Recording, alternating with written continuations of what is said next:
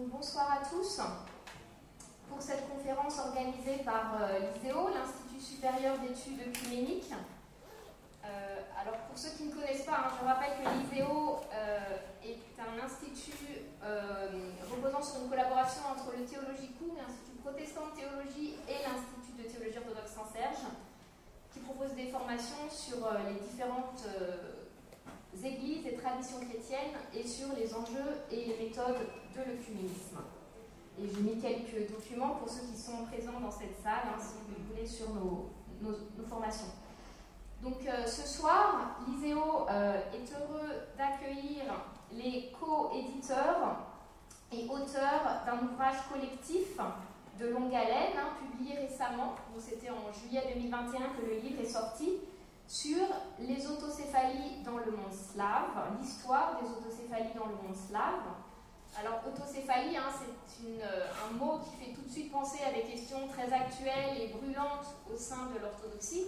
Je pense qu'on a tous en tête notamment la rupture de communion entre le patriarcat de Moscou et le patriarcat de Constantinople suite à la demande d'indépendance de l'Église orthodoxe d'Ukraine.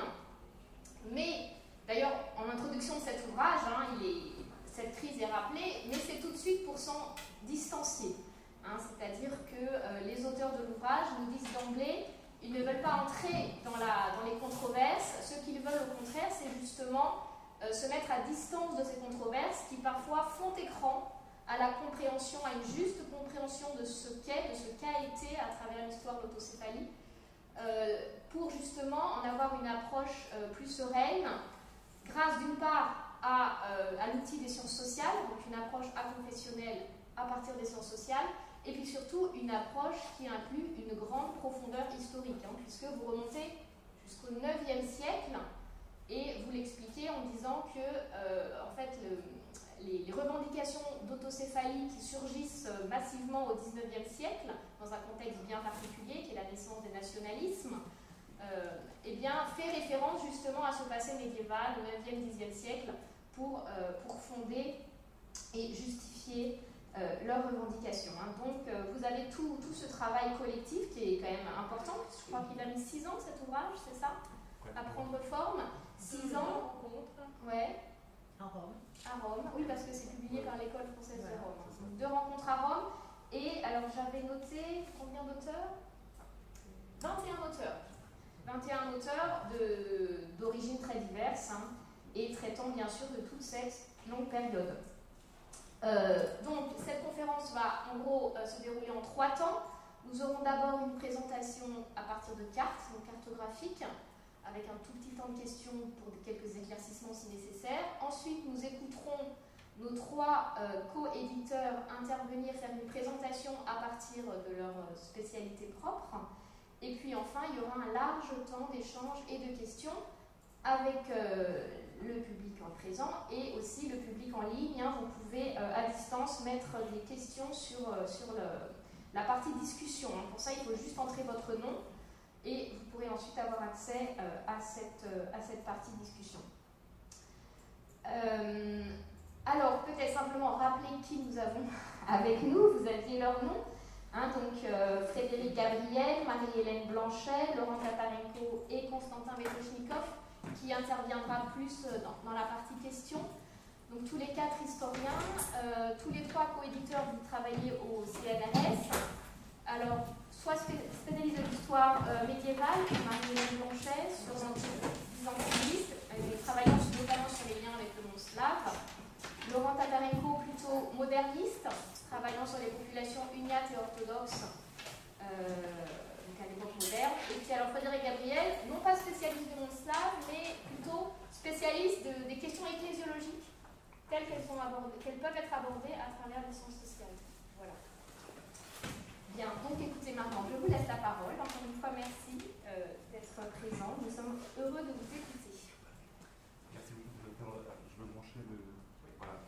Merci beaucoup pour cette présentation. Donc, comme vous l'avez déjà rappelé dans cette présentation générale de notre projet, si nous avons voulu évidemment étudier la notion d'autocéphalie qui renvoie, je le rappelle dans le monde orthodoxe, à l'indépendance administrative d'une entité ecclésiastique par rapport à toute autorité supérieure. Donc ce n'est pas tant par, on va dire, son retour récent sur le devant de la scène publique que par son ancrage profond dans les principales problématiques qui traversent l'histoire des christianismes orientaux, donc en particulier évidemment des églises slaves, mais on peut même étendre à l'ensemble du christianisme oriental. Et de fait, quand on aborde ce sujet, évidemment, on soulève des questions plus générales, telles que, par exemple, comment gouverner une église, ou même comment fait-on église, ou, pour le dire plus explicitement, comment se définissent les contours d'une communauté ecclésiastique.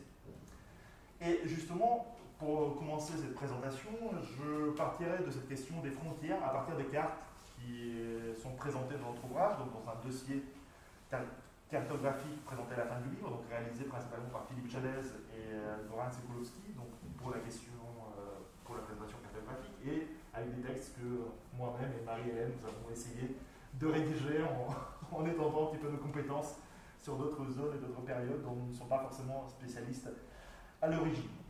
Eh bien, si nous observons la dernière carte, donc ici vous avez la couverture du livre, sur laquelle nous reviendrons. Donc, si nous observons cette dernière carte du dossier, donc je partirai de celle-ci, parce que même si elle correspond à la période de l'entre-deux-guerres, c'est-à-dire à la fin des années 1930, en réalité, elle soulève déjà des problématiques qui restent actuelles aujourd'hui. Donc, on voit ici une superposition, pourrait-on dire, entre les frontières des États et celles des églises autocéphales de l'époque, en particulier vous avez ici l'église autocéphale de Pologne, l'église autocéphale de Roumanie, le patriarcat de Serbie également, qui s'étendait à la fois sur l'espace serbe, mais pour des raisons sur lesquelles on revient dans la question, à l'espace de la Tchécoslovaquie. Donc vous voyez ici une superposition en réalité entre ces deux types de frontières, à la fois frontières ecclésiastiques et frontières politiques, mais une frontière politique de l'État. Excusez-moi, on demande que vous enleviez le masque, les gens à distance. Je pense que peut-être simplement te rapprocher. Si vous voulez, oui. Parce qu'en fait, tu parles pas tout à fait dans le micro. Dans le micro, ouais. Je vais me rapprocher peut-être. Est-ce que ça va mieux? Je vais essayer de ne pas trop bouger. Très bien. Donc alors, comme je le disais ici, avec cette carte qui correspond à la dernière carte du dossier, nous observons une forme de superposition entre frontières politiques et étatiques et frontières ecclésiastiques de ces églises autocéphales.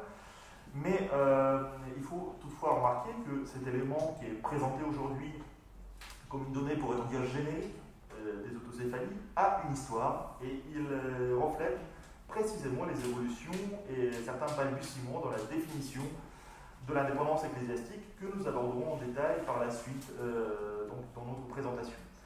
Alors de fait, plus nous remontons dans le temps et plus nous voyons se dessiner d'autres pratiques qui s'écartent de ce modèle défini aujourd'hui comme canonique.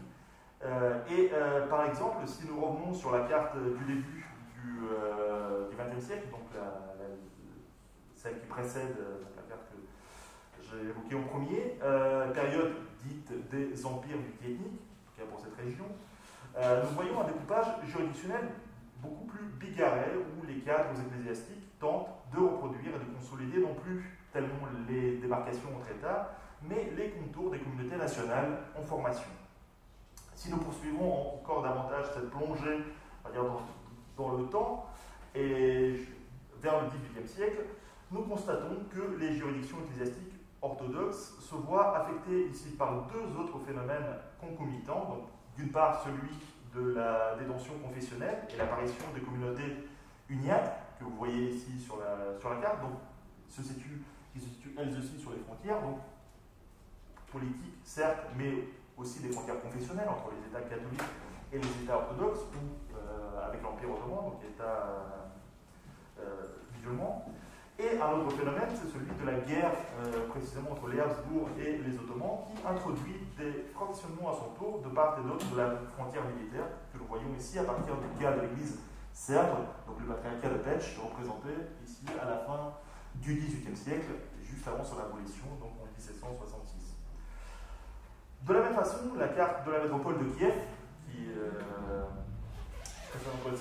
celle-ci, donc vers 1590, et du patriarcat moscovite nouvellement institué, nous confronte au problème des redécoupages des anciennes frontières ecclésiastiques à la suite des transformations de l'imaginaire associé à l'œcumène orthodoxe après la disparition de l'Empire byzantin.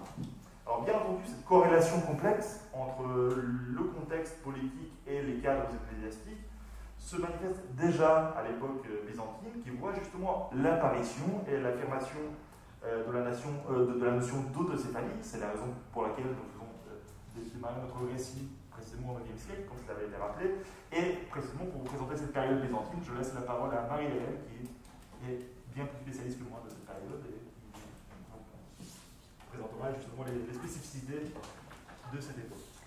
Voilà, donc on va encore reculer. On avait pris le parti de vous présenter d'abord ce que vous pouvez connaître le mieux, donc on recule encore dans le temps.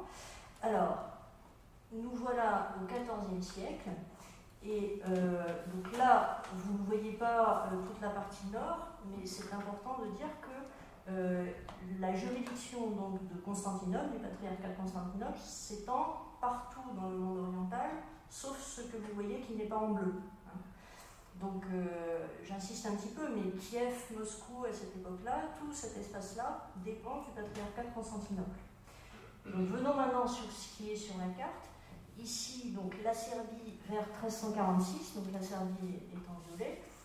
C'est une église qui est créée, en fait, enfin, le patriarcat de Serbie est créé à cette date-là, en 1346, par le tsar Stefan Lušan, alors que l'église autocéphale serbe a été créée, mais donc pas en tant que patriarcat, en tant qu'archevêché, un siècle avant, en 1219. Et j'y reviendrai un tout petit peu tout à l'heure. Donc vous avez là des frontières aussi mouvantes. En fait, ce qui dépasse et empiète sur les deux morceaux en bleu du ressort du patriarcat de Constantinople, c'est le territoire gagné par Stefan Lušan dans des guerres contre l'Empire byzantin. Et donc, ce sont des métropoles qui sont disputées et qui ensuite vont être rendues à l'Empire byzantin. D'autre part, vous avez en jaune l'archevêché d'Ohrid, qui est un héritage de la première église autocéphale bulgare, mais rattachée au patriarcat de Constantinople. Et je passe donc, je remonte encore un tout petit peu dans le temps, dans les années 1330, à l'église bulgare que vous voyez là. Donc ça c'est l'autre église autocéphale. En fait, il n'y a vraiment que deux églises autocéphales complètement indépendantes, hein, puisque l'archevêché d'Ohrid n'est pas vraiment indépendant. Il est vraiment très très lié à Constantinople. Ces deux églises-là, l'église bulgare et l'église serbe, elles sont indépendantes au XIVe siècle, même au XIIIe. Hein, en fait, l'église bulgare est formée. La deuxième église autocéphale bulgare est formée en 1235 et elle directement comme un patriarcat. Donc voilà, vous avez là aussi les frontières. Vous voyez que justement les juridictions ont quand même pas mal bougé, rien qu'en 15 ans, entre les deux cartes. Et venons donc à la carte la plus ancienne, celle qu'on peut situer au Xe siècle, à la fin du Xe siècle. Et là, vous voyez que donc vous avez uniquement le patriarcat de Constantinople et la première église autocéphale bulgare, hein, qui correspond au premier empire bulgare, parce qu'il y a eu un empire bulgare donc à cette date-là, qui ensuite a été conquis par Basile II, l'empereur byzantin. C'est pour ça que l'église autocéphale bulgare disparaît au moment de la conquête par l'empire byzantin et réapparaît ensuite au moment du deuxième empire bulgare qui se refonde. Et alors, cette remarque m'amène tout de suite, en fait, à ce que je voulais dire, c'est-à-dire qu'on voit pour cette période byzantine, pour cette période où se créent les autocéphalies, une adéquation très très très forte entre pouvoir politique et pouvoir religieux. C'est-à-dire que, en fait, c'est une hypothèse qu'on avait au départ quand on a réfléchi à ce sujet, quand on a voulu travailler sur ce sujet. On se demandait si c'était vrai. Si cette histoire de symphonie byzantine, de lien entre empire et église était vraie ou est-ce que c'était exagéré, est-ce qu'on en faisait trop là-dessus, bon. Et donc après avoir travaillé sur le sujet, on est arrivé à la conclusion que c'est vraiment absolument vrai. C'est-à-dire que quand un prince, donc les premiers sont les princes bulgares, quand un prince bulgare arrive au pouvoir et donc il est roi, il est reconnu comme roi, donc le statut n'est pas très clair à cette époque-là, au IXe siècle, vous avez l'empereur byzantin, le roi bulgare, bon c'est un peu flou, et ce roi bulgare demande à avoir le titre d'empereur. Et à partir du moment où il demande à avoir le titre d'empereur, il demande systématiquement une église autocéphale, parce qu'il a besoin d'avoir un primat de son église qui le sacre, qui le couronne empereur. Voilà. Donc ce lien entre les deux éléments est tout à fait déterminant. Alors, donc, si on remontait encore plus dans le temps, on veut dire une chose évidente, hein, mais donc tout serait en bleu. Hein, c'est-à-dire qu'il n'y avait à l'origine que la juridiction du patriarcat de Constantinople. Je dis tout serait en bleu, sauf que au IXe siècle, c'est le moment de la mission et de la conversion des Slaves. Hein. Donc, la mission de Cyril et Méthode, qui sont envoyés par le patriarcat de Constantinople pour christianiser ces régions-là plus au nord, et en particulier plus au nord que le Danube. Donc ce serait tout en bleu, sauf qu'il y a tout un tas de marges en fait qui ne sont pas encore complètement christianisées, ça se fait progressivement. Hein. Alors, je vais passer à quelques éléments de définition. Donc, nous avons travaillé sur les églises autocéphales slaves, mais il y a des antécédents dans le monde byzantin lui-même. Et donc la toute première église autocéphale connue, et qui est qualifiée d'autocéphale, qui est aujourd'hui autocéphale, hein, donc voilà, c'est celle de Chypre, qui a reçu non pas le statut d'autocéphalie, je dirais, parce que je trouve qu'il faut être prudent sur les termes, et je vais tout de suite expliquer pourquoi, mais qui a reçu un statut reconnaissant son indépendance par la décision du Concile d'Éphèse de 431, un canon du Concile qu'on a. Et pourquoi je suis prudente sur le statut? Parce que le terme autocéphalie n'est pas dans le canon. Tout simplement parce que le terme autocéphalie n'existe pas à l'époque. Ni autocéphale. Donc on pourrait dire qu'une chose peut exister avant que le mot existe, évidemment. Mais le problème, c'est que là, on est sur une définition canonique extrêmement précise.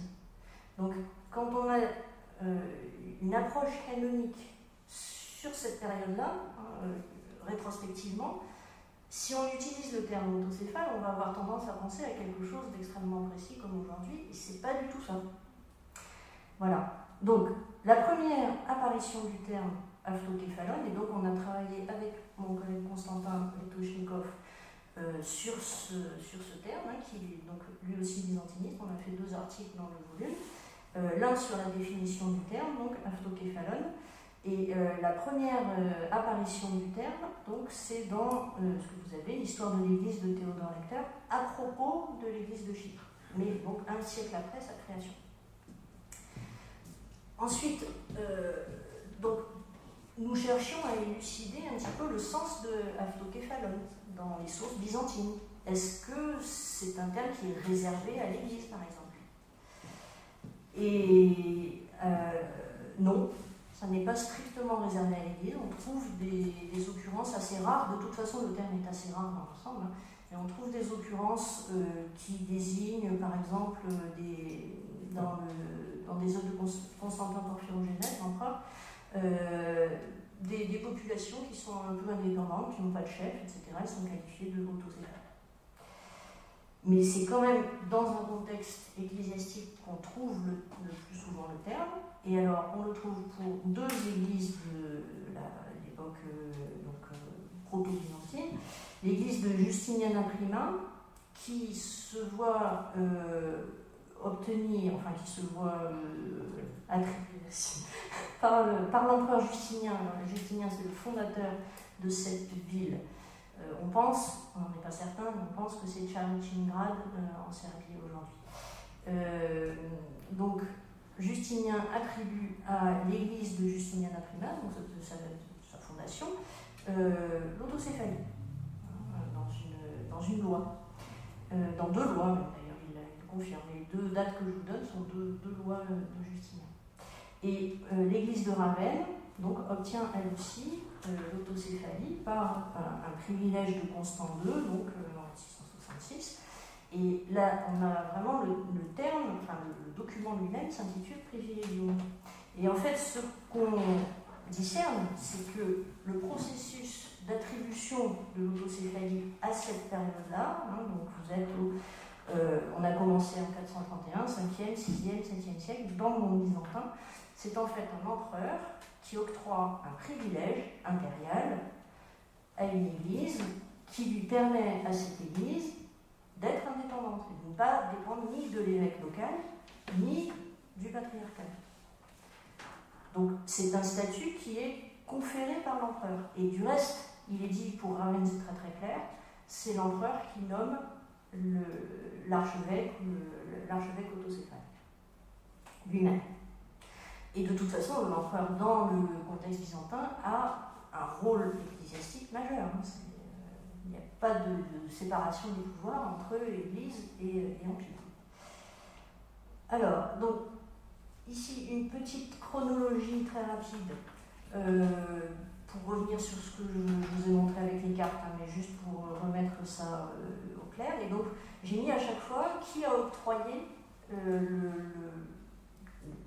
texte, l'acte, permettant la création de l'église autocéphale. Donc, vous voyez que c'est à chaque fois un empereur byzantin, hein, donc pour la première église de Bulgarie, Basile Ier, puis pour l'archevêché d'Autriche, Basile II, pour l'archevêché de Serbie, Théodore Ier Lascaris, qui était aussi un empereur byzantin, le patriarcat de Tarnovo, Jean III Vatatzès, et la seule exception, c'est donc le patriarcat de Pécs en tant que patriarcat. Je répète, l'église autocéphale existait déjà, c'est celle qui l'archevêché de Serbie, mais qui est transformée en patriarcat de Pécs par Stéphane Louchan, qui est lui l'empereur serbe. Et donc, évidemment, en fait, là, c'est un conflit majeur avec l'empereur byzantin, puisqu'il marche sur une plate-bande de l'empereur byzantin en faisant ça. Et dernière chose, donc on a travaillé aussi avec Constantin Etochnikov sur un vocabulaire qui est omniprésent dans ces questions liées à l'autocéphalie, qui est celui de Église-mère, Église-fille. Et donc, on s'est demandé pourquoi tout le monde parlait selon cette terminologie. Alors, là, je ne vais pas développer, hein, vous pouvez aller voir l'article, mais enfin, juste attirer votre attention sur le fait que ce vocabulaire n'est absolument pas neutre. C'est-à-dire que quand on parle d'église-mère par rapport à une église-fille, ça veut dire qu'on entend trois types de rapports. Un rapport donc, hiérarchique, hein, comme vous voyez, entre l'église principale et une église qui est forcément infériorisée. Un rapport d'antériorité, entre une plus ancienne et une plus récente, et un rapport donc même d'engendrement. Et ça, vous savez que c'est parfaitement actuel, c'est-à-dire, hein, mais Constantin pourra vous répondre dans les questions si vous en avez,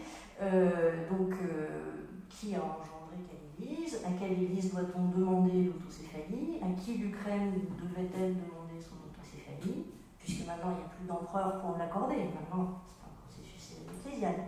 Donc voilà, il y a toutes ces questions-là qui sont en jeu derrière, et dès qu'on commence à entendre église-mère, oui, alors une partie de notre travail a été de remonter sur le sens de cette expression église-mère.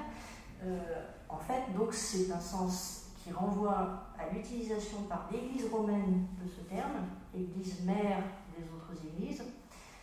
Et donc c'est un terme que l'Église romaine utilisait par rapport à l'Église byzantine, pour dire qu'il faut que les Grecs reviennent dans le giron de l'Église mère, qui est l'Église de Rome.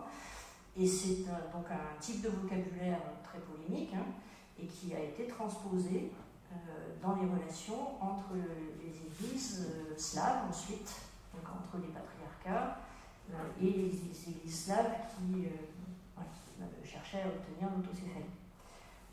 Voilà, donc je pense que je peux m'arrêter là.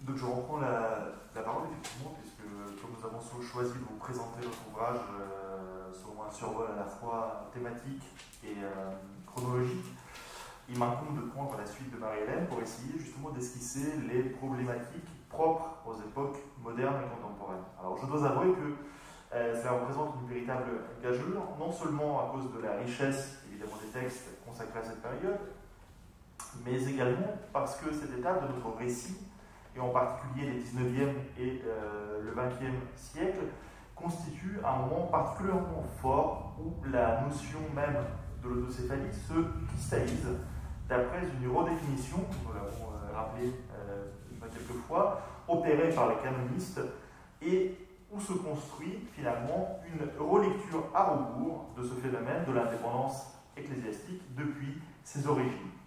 Alors donc, pour rester fidèle à notre démarche et historiciser en tant que faire se peut cette évolution, je reviendrai évidemment sur les racines de ces bouleversements, mais je commencerai aussi par faire quelques observations sur l'époque moderne en tant que telle. Alors à vrai dire, pour le sujet qui nous intéresse ici, il serait sans doute plus pertinent d'insister non pas sur le concept des temps modernes, qui pour l'histoire religieuse du monde occidental se caractérise entre autres par la diffusion d'une spiritualité nouvelle et par l'émergence d'une conception nouvelle de l'Église, que sur la notion de période post-byzantine, autrement dit, sur le devenir de la tradition orthodoxe après la chute de Byzance. Alors, si j'accentue ce point, c'est précisément parce que, comme l'a déjà évoqué Marie-Hélène, l'autocéphalie, dans son acception médiévale, ne se conçoit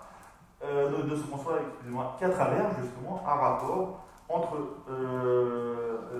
donc complexe mais indélébile, entre d'une part l'Église et d'autre part le pouvoir impérial. Alors en d'autres termes, malgré les tendances centrifuges représentées par les autocéphalies médiévales, comme cela a déjà été rappelé, ces différentes églises locales continuaient à fonder leur légitimité sur un lien plus ou moins explicite avec l'empereur, réaffirmant de fait l'unité de l'Empire chrétien d'Orient. Or, que se passe-t-il précisément avec l'effondrement de Byzance, puis le passage de tous les patriarcats orientaux sous l'autorité de souverains musulmans? À première vue, il semblerait que le modèle de l'autocéphalie aurait suivi le même déclin, puisque les seules institutions conçues comme autocéphales, maintenues ou recréées à cette période, l'archevêché d'Ohrid ou le patriarcat de Pech, peuvent apparaître comme de simples cartes, pourrait-on dire, aux mains des Ottomans pour limiter le pouvoir du patriarcat de Constantinople. Pourtant, quand on observe la situation de manière plus attentive, cette lecture se révèle assez peu exacte. De fait, plus que de mettre en concurrence les différentes communautés orthodoxes, les sultans auraient tenté de ménager leur sujet chrétien des marges septentrionales de l'Empire pour des raisons stratégiques. En effet, il s'agissait de favoriser la loyauté des populations de ces zones nouvellement conquises et continuellement soumises aux opérations militaires face aux Habsbourg, et peut-être même de tenter de gagner le soutien des orthodoxes établis de l'autre côté de la frontière sur les possessions côtières de la République de Venise. Je reviens ici sur la carte du XVIIIe siècle, donc, je vous avais déjà montré, et vous voyez donc la frontière sur la côte adriatique entre les possessions restées vénitiennes jusqu'à la fin du XVIIIe siècle et l'Empire ottoman. Alors de cette manière naissait une sorte de coopération implicite à la fois au service de la politique impériale ottomane et des ambitions territoriales de la communauté serbe à travers l'extension de la juridiction reconnue à son église, donc qui était présentée à l'époque comme l'église de la Grande Serbie. Toutefois, derrière cette stratégie géopolitique, il faut observer un autre élément plus important pour notre problématique. En réalité, le cas serbe révèle que, loin de se lier de son sens avec la disparition de l'Empire byzantin, l'autocéphalie garde, à l'époque moderne, son contenu politique pour devenir un outil de gouvernement aux mains des nouveaux souverains, bien qu'il n'appartienne plus à la religion orthodoxe. L'ambiguïté de ce réinvestissement, pourrait-on dire, entre préservation de l'héritage byzantin et la prise en compte des bouleversements politiques contemporains, se lit d'ailleurs dans les formulations de l'époque, qui exprime à l'imaginaire singulier. Par exemple, une inscription de 1621 placée dans le monastère serbe de Hilandar sur le mont Athos, déjà relevée dans les travaux de Hadrović ou de Hierassimos, indique explicitement, donc je cite ici la traduction, en ce temps-là, le trône des terres serbes était occupé par l'archevêque, donc Kyr, c'est-à-dire seigneur, Païssie, et le sceptre grec était aux mains du grand sultan Mustapha. Ainsi, cette phrase exprime-t-elle, comme on le voit, à la fois la politisation du pouvoir ecclésiastique serbe et la transposition de la tradition byzantine sur le pouvoir impérial ottoman. Par conséquent, ce modèle de légitimation des indépendances ecclésiastiques, à travers une négociation avec le souverain, n'a pas disparu de la pratique orthodoxe, même là où l'unité religieuse n'avait plus cours, donc après la fin de l'Empire byzantin. Toutefois, le poids des divisions politiques a fait émerger d'autres modèles concurrents de ces familles qui ont permis de canaliser de manière originale l'expression de ces localismes. Ici, le rôle principal revient à l'uniatisme, c'est-à-dire au ralliement de plusieurs entités orthodoxes locales à Rome, tout en préservant leurs anciens usages orientaux. Alors j'insiste sur ce point parce que précisément, souvent, les églises uniates sont mises en quelque sorte en contraste avec les autocéphalies, dans la mesure où l'uniatisme apparaît comme une avancée de Rome, une avancée de la contre-réforme catholique sur le monde orthodoxe, mais en réalité, quand on regarde dans le détail et quand on regarde les processus, on voit que les aspirations locales de ces différentes entités ecclésiastiques étaient, par certains aspects, proches de celles qui avaient été exprimées par les églises autocéphales à l'époque médiévale et puis par la suite à l'époque moderne et contemporaine.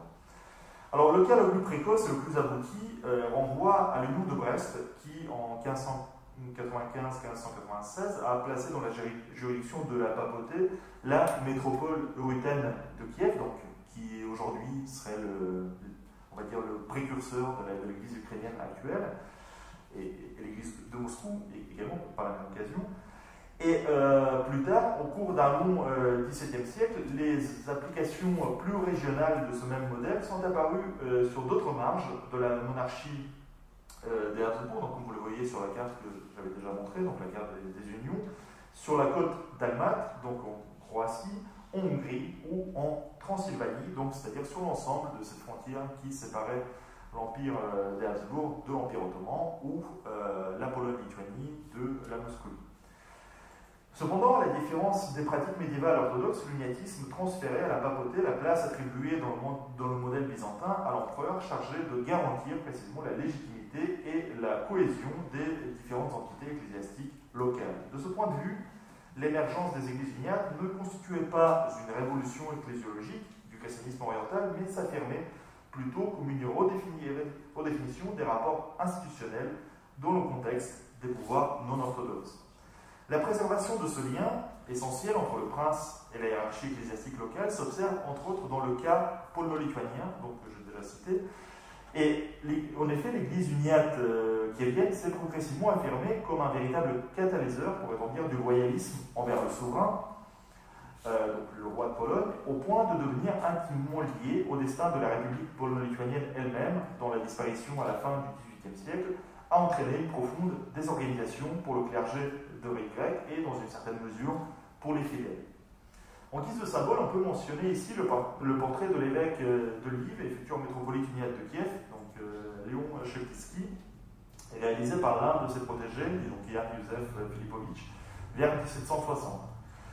On voit ici qu'à la place des éléments baroques classiques d'un portrait ecclésiastique, Cheptyski a fait figurer les armes de Lviv, donc de la cité dont il était l'évêque, qu'il surplombe pour témoigner de son rôle de protecteur spirituel de la communauté européenne. Et au-dessus de lui, en revanche, on remarque l'aigle polonais représentant l'autorité royale, tenant les attributs du pouvoir épiscopal avec le tricérium, la croix et la crosse, pour symboliser l'alliance entre l'Église et l'autorité séculière, mais aussi la dépendance, évidemment, de la première à l'égard de la seconde. Alors, je ne veux pas lancer ici la discussion, mais c'est vrai qu'on pourrait essayer de comparer, par exemple, cette image à la première diapositive que nous voyons avec l'église serbe, où, effectivement, on voit une église emportée sous la main par le souverain.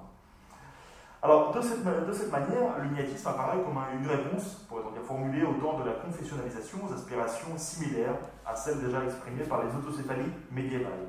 Bien entendu, les deux modèles étaient loin d'être équivalents, et l'indépendance administrative reconnue aux églises orthodoxes autocéphales n'a évidemment jamais été accordée par Rome aux églises uniates. Pour autant, leur spécificité rituelle a permis de garantir, dans le cadre catholique, le maintien d'une gestion largement autonome et d'aboutir à la construction d'un édifice juridique singulier, façonné par la curie romaine pour répondre précisément aux défis des communautés orientales.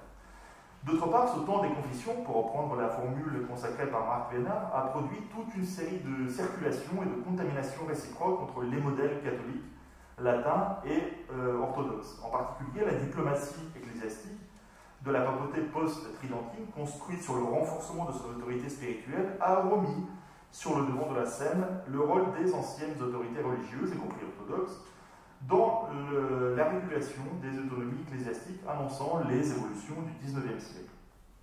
Les revendications nationales qui ont saisi les différentes communautés orthodoxes des Balkans dans la suite de l'épopée napoléonienne s'affirment ainsi comme une synthèse entre la politisation des identités religieuses, que j'ai déjà évoquées, et une forme de cléricalisation de l'action politique.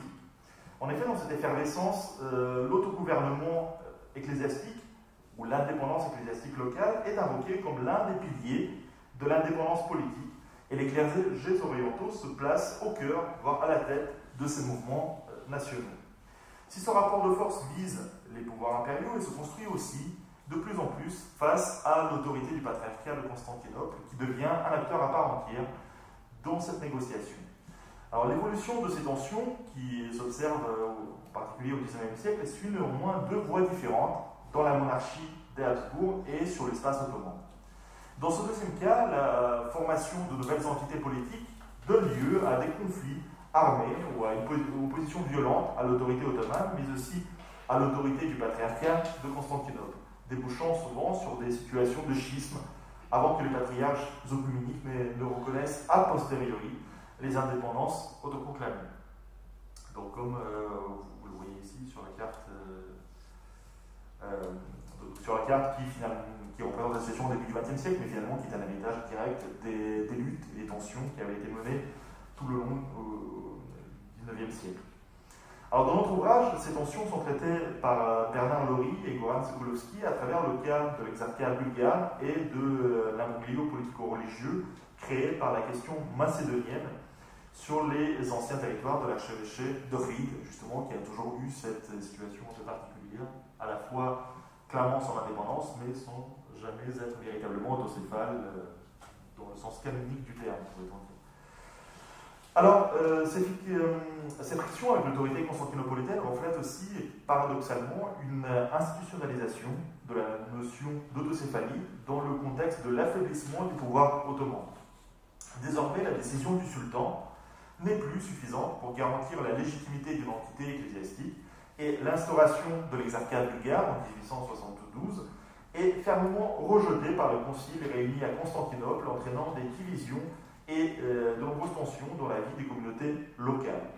C'est précisément à cette occasion également que le patriarcat œcuménique dénonce le danger du philétisme, c'est-à-dire la reconfiguration des juridictions ecclésiastiques selon les appartenances ethniques ou nationales et non pas territoriales, qui évidemment au XIXe siècle a été l'un des problèmes fondamentaux des affirmations autocéphales. Alors celles-ci font en effet des autocéphalies médiévales mythifiées une preuve de leur ancienneté étatique et un argument d'autorité pour leur revendication politique du moment.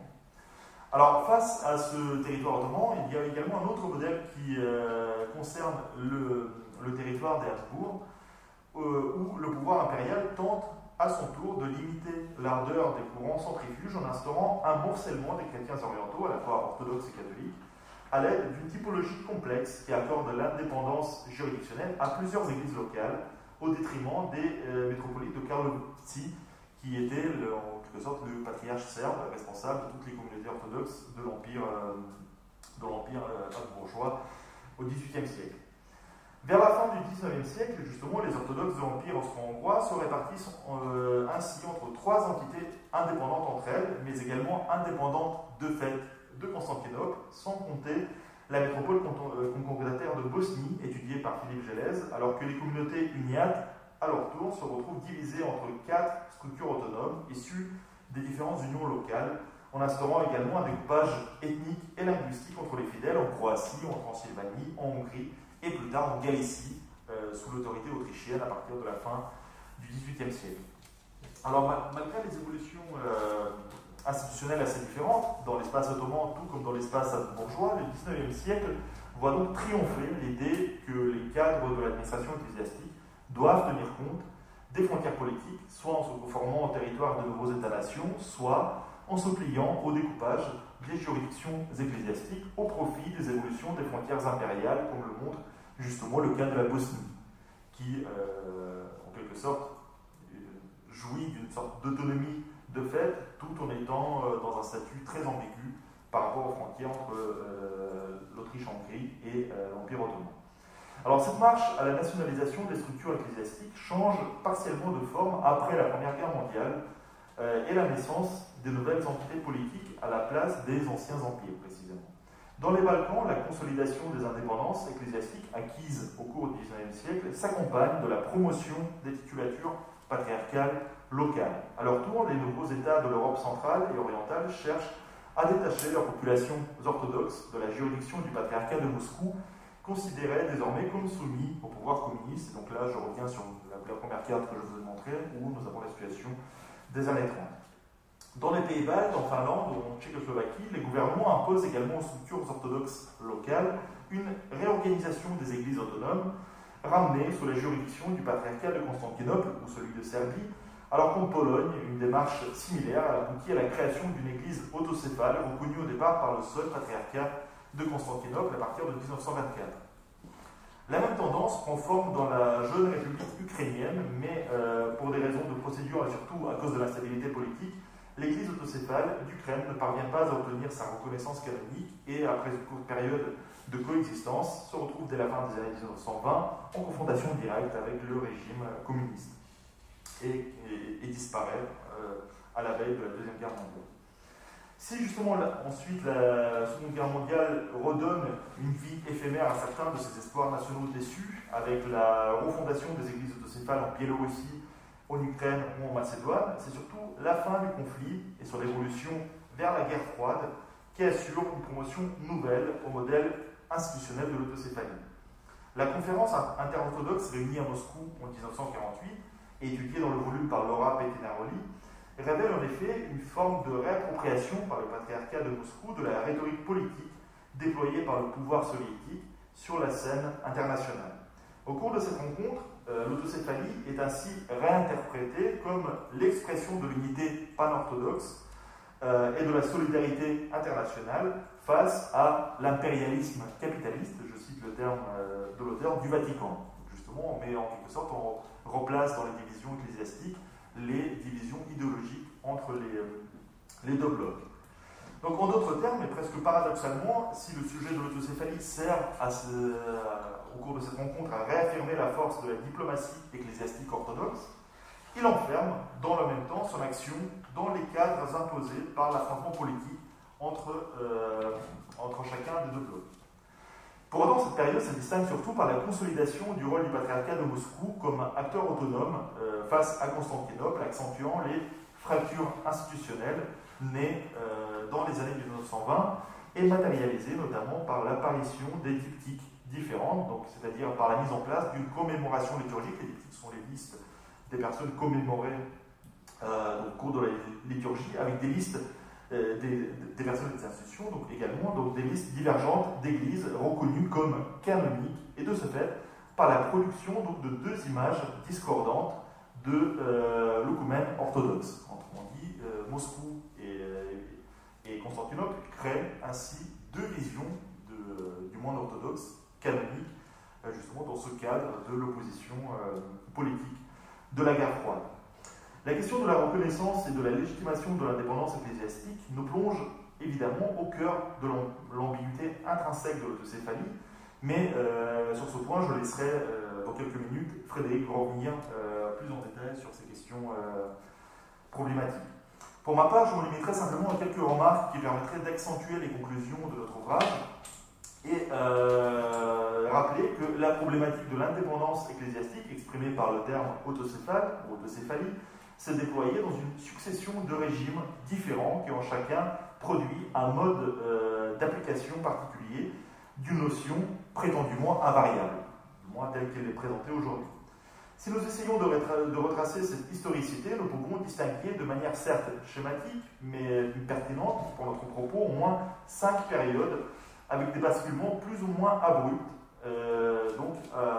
à chaque fois qui marquent un nouveau régime de fonctionnement. Donc, en cherchant à qualifier chacune de ces étapes par un terme qui désignerait la référence principale de ces stratégies de légitimation, nous pourrions dire qu'un régime impérial, donc présenter ce schéma sous la forme d'une frise, donc qu'un régime impérial, donc qui correspondrait à la période byzantine, pourrait-on dire, et qui s'achèverait donc au milieu du XVe siècle, pourrait succéder à un régime confessionnel où les aspirations locales de l'indépendance ont dû s'exprimer à travers les cadres imposés par les divisions et les controverses religieuses du XVIe et du XVIIe siècle. Le XVIIIe siècle serait à son tour un moment de transition promouvant la politisation des communautés orthodoxes, introduite par l'émergence des cultures confessionnelles et débouchant à terme sur le régime national, tel que je l'ai appelé, donc du XIXe siècle, où l'indépendance ecclésiastique va de pair avec l'indépendance politique de la communauté des fidèles. Ensuite, à la fin des empires, après la Première Guerre mondiale, on assisterait à la naissance d'un régime étatique où les nouvelles indépendances ecclésiastiques s'appuieraient sur l'idée d'une nation définie davantage comme une communauté désormais politique et moins comme un groupe ethnique, tel que cela avait été le cas dans les mouvements nationaux du XIXe siècle. Enfin, la dernière étape serait ce que nous pourrions appeler un régime polarisé, où la confrontation politique entre les blocs communistes et occidentaux correspondrait à une polarisation ecclésiastique du monde orthodoxe entre les patriarcats de Moscou, fort de sa position sur la scène internationale, et le patriarcat de Constantinople, soucieux de réaffirmer ses anciens privilèges et son autorité canonique. Si l'on se risque à poursuivre cette lecture jusqu'au temps présent, il semblerait que cette bipolarisation du monde orthodoxe, influencée, sinon imposée par la guerre froide, aurait résisté à la chute du bloc de l'Est et, après une période de balbutiement dans les années 1990, aurait retrouvé une force nouvelle aujourd'hui avec le retour progressif de la Russie dans le jeu politique international et l'affirmation d'une action diplomatique plus ferme de la part de Constantinople. Le récent conflit autour de l'instauration de l'autocéphalie ukrainienne est devenu le symbole de cet affrontement qui dépasse de loin le seul cadre canonique, évidemment, et développe la rhétorique d'un véritable schisme civilisationnel, pourrait-on dire, entre d'une part un monde russe, avec sa narration ecclésiologique propre, et d'autre part une église constantinopolitaine, se présentant comme le garant des traditions canoniques anciennes. Aujourd'hui, la notion d'autocéphalie, tout en étant pleinement assimilée par l'édifice institutionnel de presque chacune des églises orthodoxes, et sans renoncer à ses accents nationaux, sert de fondement à une nouvelle géopolitique ecclésiastique qui associe, comme le rappelle l'article de Cathy Rousselet, qui se trouve à la fin de notre volume, un localisme mythifié aux défis posés par la globalisation. Je laisse la parole à Frédéric qui reviendra sur les problématiques d'ensemble de notre projet et conclura. Voilà, merci. Alors, sans abuser de votre patience, pour terminer cette présentation, je voudrais insister sur la méthode que nous avons suivie. Elle a déjà été évoquée à plusieurs reprises, mais je vais synthétiser en quelque sorte. Donc, on l'a déjà dit, ce volume a pour but d'historiciser et de déconfessionnaliser un sujet qui n'est bien souvent abordé que dans le cadre de la controverse et construit donc à partir des revendications politico-identitaires contemporaines. Les autocéphalies sont des phénomènes révélateurs des dynamiques d'une communauté en train de se former et qui veut accéder au gouvernement de soi, vous l'avez compris. Quand on parle d'autocéphalie, c'est bien de gouvernement dont il est question, beaucoup plus que de théologie, au point que cette forme a été centrale dans l'émergence des empires bulgares et serbes au Moyen-Âge, comme l'a dit tout à l'heure Marie-Hélène, puis des nationalismes du XIXe siècle dans le monde slave.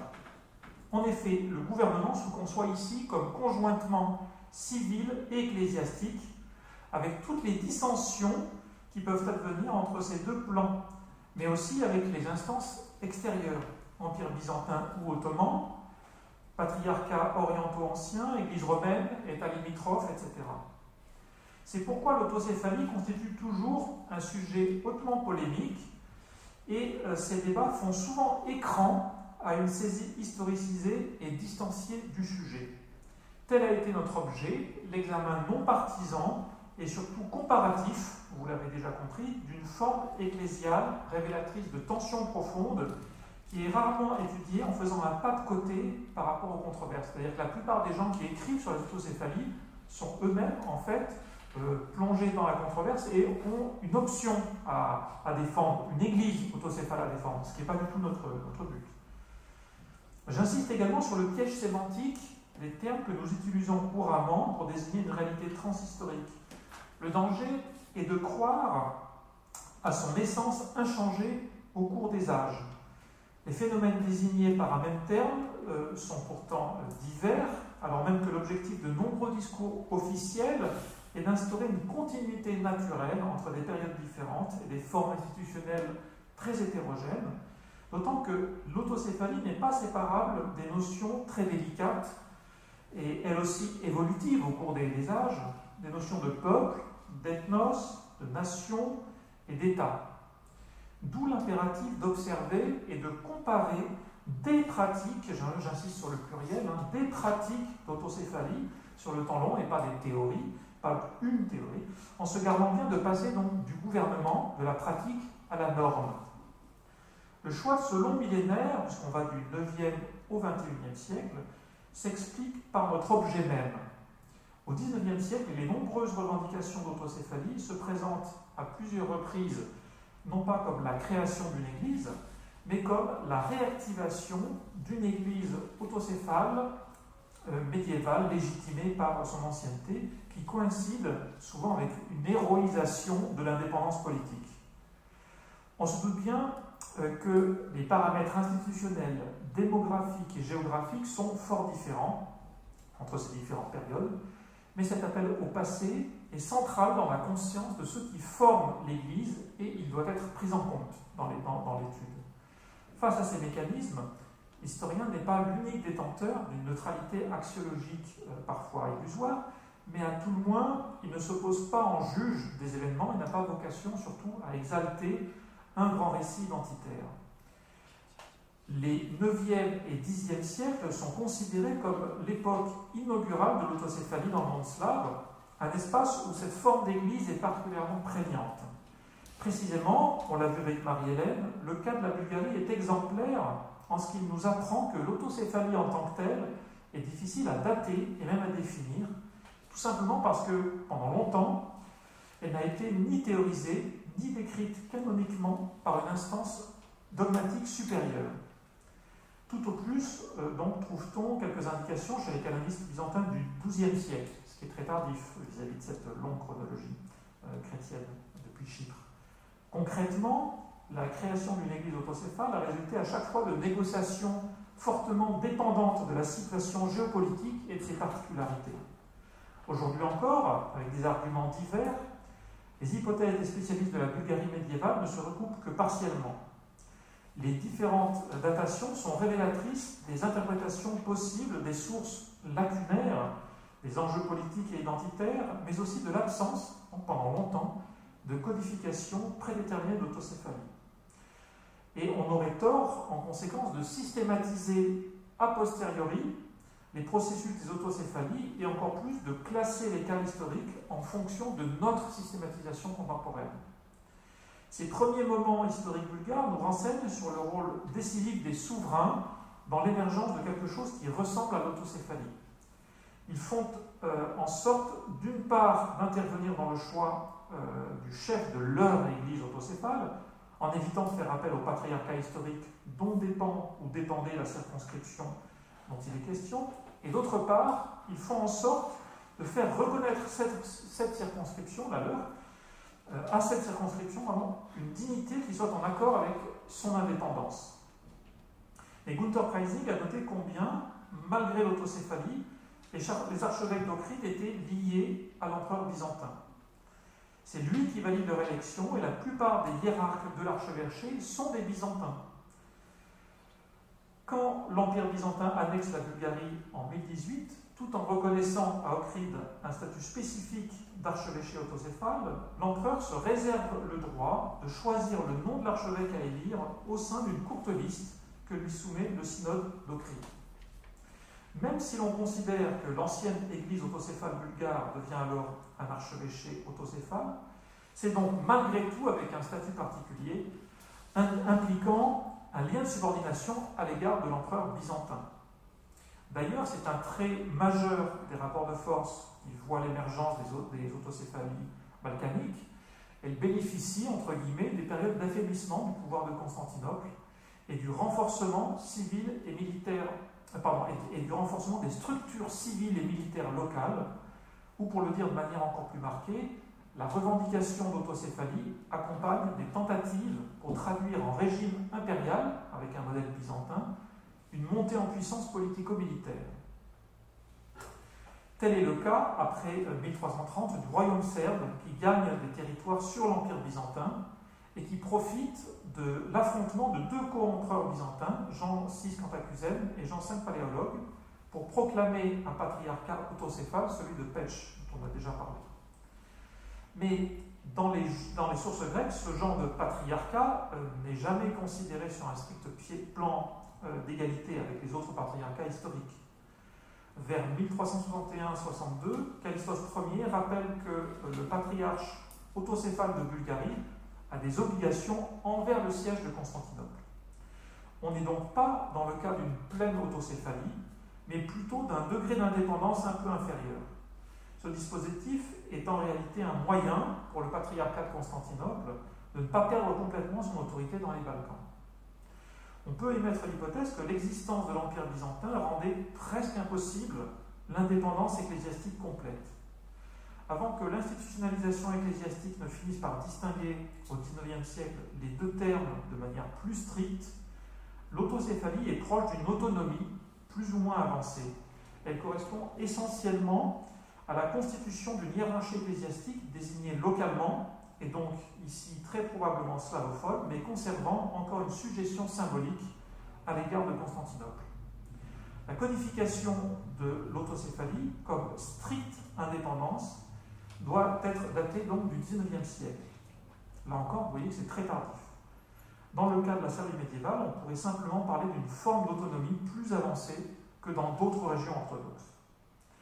En revanche, la période moderne a apporté une évolution sur ce point, car la disparition de Byzance a permis de présenter les églises autocéphales comme des institutions qui jouissaient d'une sorte d'indépendance politique, ne relevant que des souverains locaux. Ces évolutions contingentes sont importantes pour notre sujet, car elles montrent combien ces phénomènes d'autonomisation et d'autocéphalie peuvent être complexes et évolutifs en fonction de la conjoncture, non seulement en ce qui concerne l'émergence des autocéphalies, mais aussi quant à leur disparition.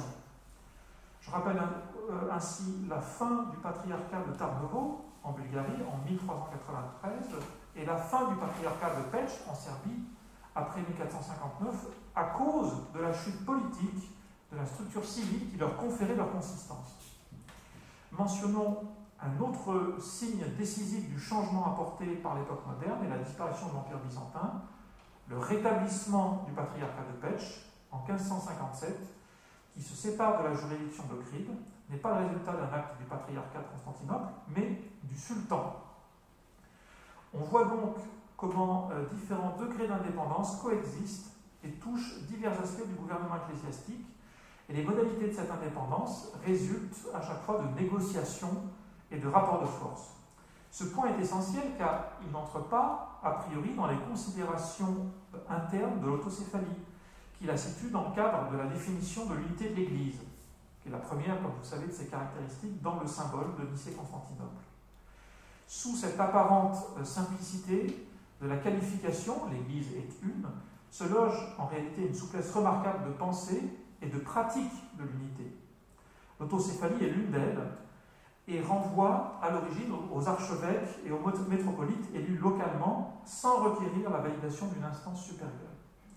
La tête fait la communauté en tant que guide des fidèles, centre de décision, fonction d'appel, et plus largement, comme en témoignent les diptyques, déjà évoqués par Laurent, figure d'unification et de reconnaissance entre églises. L'autocéphalie se révèle à la fois comme une expression originale de l'idée d'unité de l'Église, fondant sa légitimité sur l'impératif d'une reconnaissance extérieure, même tardive, et dans le même temps, elle traduit généralement les aspirations centrifuges de la part des structures religieuses locales. L'autocéphalie intègre ainsi dans son origine même un élément qui tempère l'indépendance proclamée et qui motive une salle de questions qui sont autant de fils rouges de notre livre. L'autocéphalie est-elle un raidissement de l'Église locale ou une intensification de la communion intra- et inter-ecclésiale? Comment concevoir la primauté dans la dialectique créée entre indépendance et reconnaissance? Avec l'autocéphalie, on parle bien d'une relation d'église à église, mais d'une relation dissymétrique et donc hiérarchique, comme on l'a vu avec le rapport entre église mère et église fille. Les anciens patriarcats ont tendance à considérer les autocéphalies comme une exception à la règle produite par une sorte de privilège dont ils seraient eux-mêmes les garants. De ce point de vue, il n'est pas possible de qualifier les patriarcats historiques d'autocéphales. Ils apparaissent d'emblée comme un échelon supra-hiérarchique, alors que les églises qui souhaitent devenir autocéphales réclament un changement de statut. Pour cette même raison, on ne saurait dire que toutes les églises étaient à l'origine autocéphales. Si leur siège était plus ou moins indépendant, l'échelon patriarcal n'apparaît que dans un second temps, et une église autocéphale est précisément une église qui se détache du patriarcat dont elle dépend. Le privilège que nous venons d'évoquer est remis en cause par Moscou, qui n'est pas un patriarcat historique, mais qui a fini par se doter d'un pouvoir et d'un prestige qui entend être équivalent, sinon supérieur à celui de Constantinople. Chaque patriarcat revendique le pouvoir exclusif d'accorder ou non l'autocéphalie du territoire disputé. Les patriarcats se confrontent par territoire interposé, et les Balkans, tout comme l'Ukraine, sont justement des espaces de frontières et des zones d'influence. Historiquement, les phénomènes d'autocéphalie décrivent des rapports entre églises et non pas seulement l'instauration en droit et en fait d'une indépendance complète, codifiée et définitive. Une constante demeure, ces rapports entre églises sont d'abord dépendants de circonstances politiques, militaires, économiques, et souvent l'indépendance se situe au niveau du fonctionnement administratif de l'église locale, alors que la communion doctrinale et liturgique avec les autres églises est attestée et ne fait pas de problème. Mais un autre paramètre n'est pas dénué d'importance, c'est celui de la langue et de l'ethnos. L'aspect linguistique s'ajoute à la défense territoriale et la renforce. Ainsi, la slavisation de la liturgie et du personnel ecclésiastique suit cette dynamique. C'est un élément décisif du rapport à soi et aux autres églises. Mais dans l'archevêché d'Okryd, à l'époque médiévale, la répartition géographique des diocèses a varié entre des zones de peuplement albanais, grecs, serbes et bulgares, si bien que des peuples très différents ont fait partie de la même église autocéphale. Ainsi, dans ce cas précis, on ne peut pas parler d'église nationale ou d'église d'État, comme pour Pécs ou Tarnovo.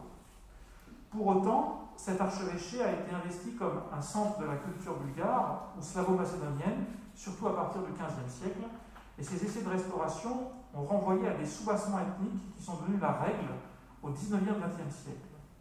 Et justement, cette situation fait polémique, car elle est perçue comme une dérive ethnique au sein de l'Église qui, par définition, ne prend pas ce critère en compte pour faire communauté.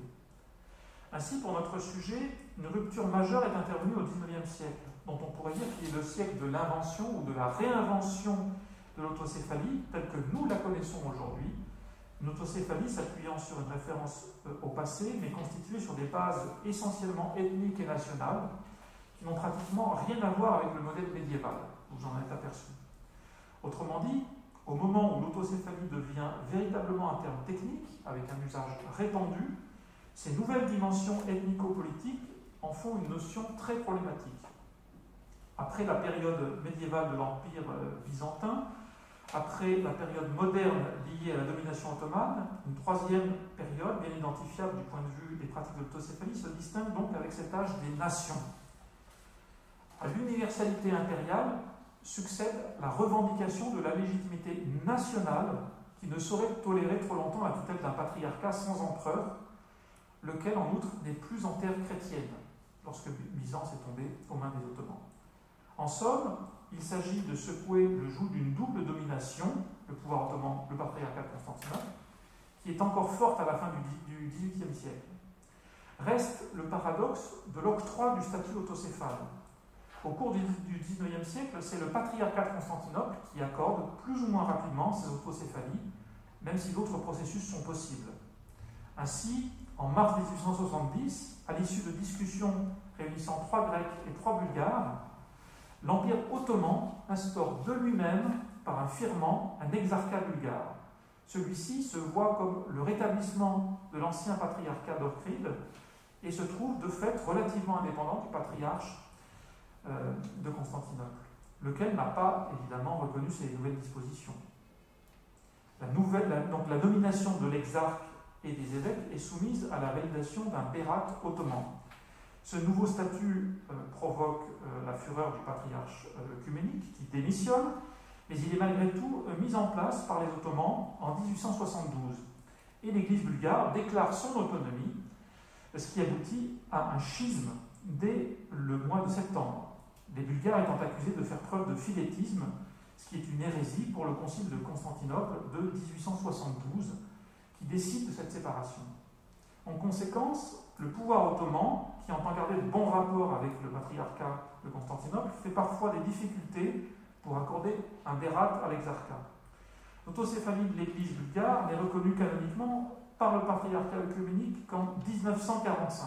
Vous voyez que parfois, pour la reconnaissance d'une Église bulgare, il faut attendre longtemps, de 1872 à 1945. Ce n'est pas toujours aussi long. Un enjeu de taille est lié à l'autocéphalie. La légitimité de telle ou telle Église face à une autre qui est toujours ressentie comme dominante. D'où la grande difficulté d'aborder ce sujet sans tomber dans des prises de position qui perturbent son historicisation. Trop intimement lié aux impératifs politiques, trop identifié à une communauté constituée par un peuple précis, l'autocéphalie gêne, car d'un côté, elle est considérée comme une forme ancienne propre à l'orthodoxie et ancrée dans l'identité de telle ou telle communauté, et de l'autre, elle est perçue comme le vecteur de nombreuses tensions et de conflits ouverts, et elle est même supposée être à l'origine du philétisme.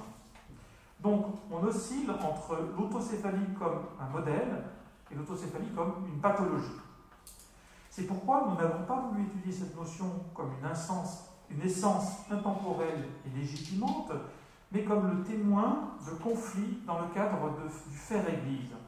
C'est pourquoi, dans notre titre, après le pluriel des autocéphalies, nous avons choisi d'insister sur l'exercice de l'indépendance. Et cet exercice est à chaque fois contingent et singulier. Et nous nous sommes intéressés justement pour sortir d'une sorte d'idéalisation de l'autocéphalie qui ne regarde pas les singularités. Nous nous sommes intéressés à ces contingences et à ces singularités. Et vous avez vu combien on change de modèle tout en utilisant le même mot d'autocéphalie. Si la connaissance ne peut se passer de catégories générales, rien n'interdit de réinterroger ces catégories de manière critique en revenant donc aux singularités historiques. Il ne s'agit pas de travailler à partir d'une définition générale qui prédétermine si oui ou non il y a autocéphalie, mais de comparer des formalisations différentes. Il en résulte que le terme d'autocéphalie apparaît très tardivement, qu'il est finalement assez rare, qu'il est surtout mal défini, peu défini, et ce n'est que récemment, à l'échelle de l'histoire chrétienne, qu'il a véritablement retenu l'attention des ecclésiastiques, des canonistes, des historiens. Comment fait-on Église? Après tout, l'autocéphalie pourrait bien être l'une des réponses à cette question, et une réponse bien souvent oubliée par l'ecclésiologie occidentale. Les phénomènes d'autocéphalie agissent comme des révélateurs de ce qu'est aussi, mais pas uniquement, une Église. Une entité dynamique, toujours en construction, fortement dépendante de la géopolitique, et en particulier des problèmes frontaliers, des limites d'empire et des nationalismes militants très sensibles dans les Balkans. Cet aspect est bien différent de l'image intemporelle hiératique de l'Église une. Comme si l'unité devait être unique et le concept d'autocéphalie s'alignait sur cette univocité par le biais d'un récit continuiste. Or, on a bien affaire à des formes très différentes, vous l'avez vu, de degrés d'indépendance et d'autocéphalie, qui ne sont pas réductibles à une trame normative, ce qui reste une pomme de discorde toujours actuelle. Et nous vous remercions tous les trois pour votre patience, et nous remercions à nouveau Liséo pour son invitation. Merci beaucoup pour cette présentation qui comportait le défi de vous présenter en peu de temps l'immense travail sur sur plus de 1000 ans d'histoire pour éclairer les évolutions de ce concept. Alors peut-être en quelques mots, moi ce que je retiens de vos exposés, c'est d'une part évidemment, hein, ça éclate, hein, le fait que ces questions soient des questions éminemment politiques, hein, quels que soient les modèles du rapport aux politiques, hein, vous évoquez 5 périodes selon 5 modèles de rapport aux politiques, on voit bien que c'est une constante, hein, l'autocéphalie est d'abord une question, politique. On voit aussi l'intérêt d'une réflexion historique sur le temps long qui vient éclairer le présent, parce que, par exemple, vous montrez bien comment le conflit majeur entre le patriarcat de Constantinople et le patriarcat de Moscou n'est pas juste une rivalité pour savoir qui est le plus grand, mais que c'est le fruit, entre autres, de la guerre froide et d'une polarisation de notre monde qui suit son cours. Donc ça aussi, c'est intéressant. Vous montrez aussi sur le plan plus théologique, ecclésiologique, le fait que ça se situe dans une tension entre des tendances centrifuges et en même temps une façon de faire l'unité de l'Église. Hein. C'est cette tension, voilà, à la fois on cherche son autonomie, voire son indépendance, et en même temps il y a le besoin, la demande de la reconnaissance d'une autorité ecclésiastique qui fait qu'on cherche aussi à le faire en restant en lien avec l'institution ecclésiale dans son ensemble. Et puis enfin, ce que j'ai trouvé aussi très intéressant, c'est comment vous avez montré, là c'est plutôt Laurent Tatarenko qui montre qu'on ne peut pas penser, mais aussi déjà Marie-Hélène Blanchet, on ne peut pas penser cette question seulement au sein du monde orthodoxe, mais qu'en fait, il y a une contamination, vous avez parlé de contamination avec le modèle latin, avec le concept d'église mère par exemple, il y a une porosité entre les modèles ecclésiologiques catholiques et puis orthodoxes, et que le concept d'autocéphalie se construit aussi en fonction de cette porosité. Et j'ai trouvé très intéressant le parallèle entre le mécanisme qui mène à l'uniatisme et le mécanisme qui mène à l'autocéphalie comme étant deux modèles en fait de localisme, de revendication d'autonomie d'église locale. Voilà, donc merci beaucoup pour tous ces éclairages. Alors maintenant, voilà, la parole est à vous qui écoutez, en ligne ou ici. Donc voilà, maintenant les questions sont ouvertes. Peut-être que je vais vous laisser la place, Constantin, et puis je ferai circuler. Alors par contre, le problème c'est que je garde un œil sur l'ordinateur en même temps. Non, on va faire comme ça. On peut rajouter une chaise? Oui, en fait, il n'y a pas de chaise mobile. Venez ici et puis je garde un œil. Non, je garde un œil sur l'ordinateur. Alors, les questions sont ouvertes. Non, il n'y en a pas. Si, moi je veux bien savoir, est-ce que vous Alors attendez, est-ce que vous pouvez redonner les liens entre les églises autocéphales avec quel patriarcat? Donc, par exemple, est-ce que le patriarcat de Moscou a des églises qui est particulièrement reliées, par exemple? Je ne suis pas sûre d'avoir compris très bien cette notion géographique.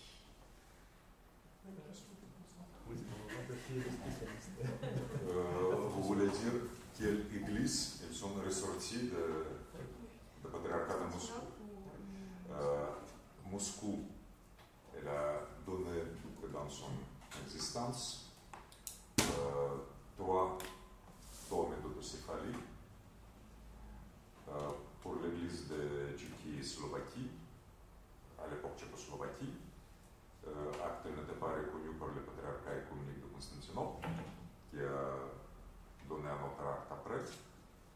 Puis l'église de Pologne, qui avait déjà un tome de patriarcat œcuménique, mais après l'arrivée des chars russes en Pologne, ils ont retiré les tomes, ils étaient amenés à Moscou, et Moscou a organisé un genre militaire, genre ecclésiastique. Il y avait les évêques qui ont rompu les relations avec leur primat. Ils sont allés à Moscou accompagnés de quelques clercs.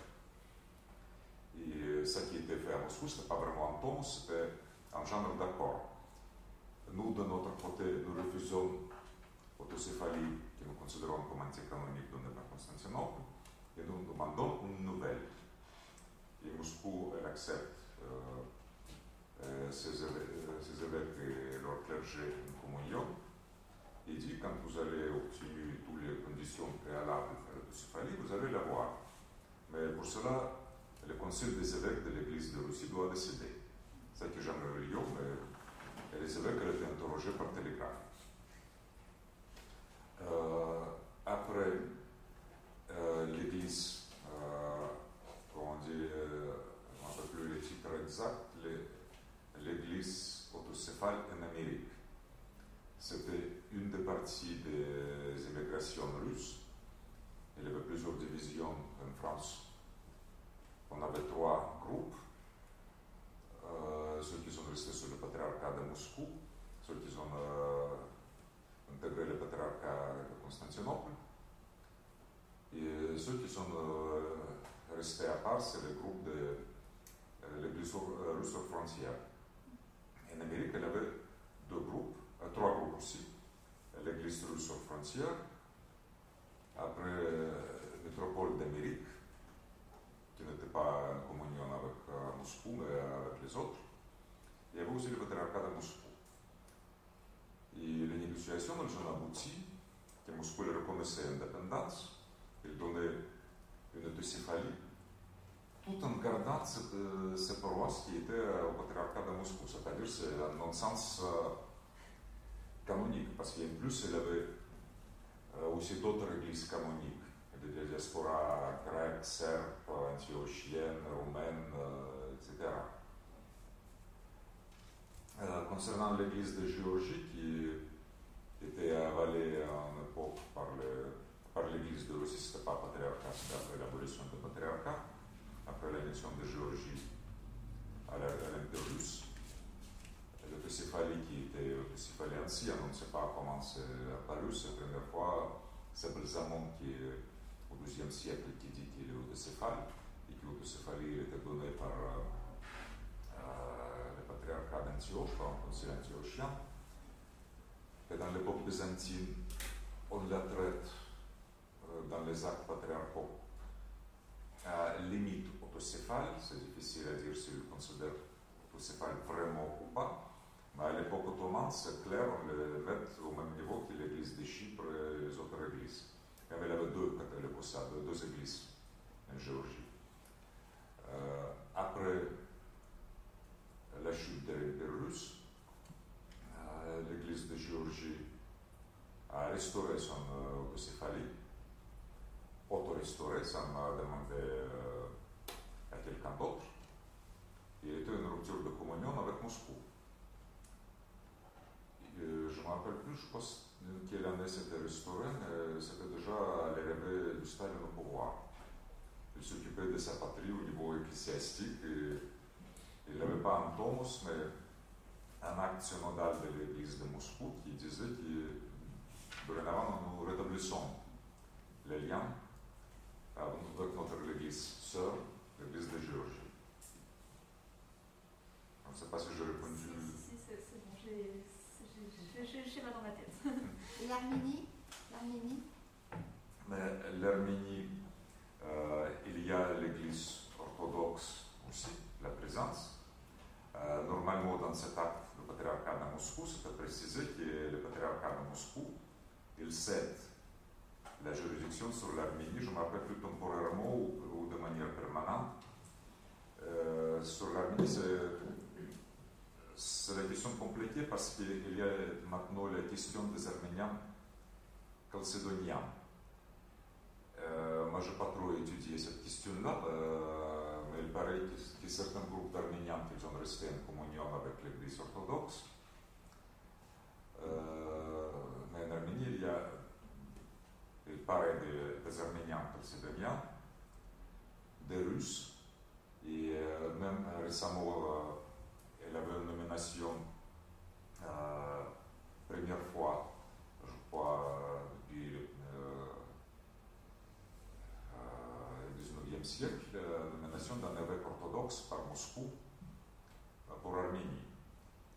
Mais en fait, la Géorgie, il avait déjà un évêque qui est titulaire de cette région-là, même s'il siège plutôt à Londres maintenant. Il a 2 diocèses en fait. Et lui, il a protesté vivement contre cela. En fait, normalement, ça consiste un territoire canonique.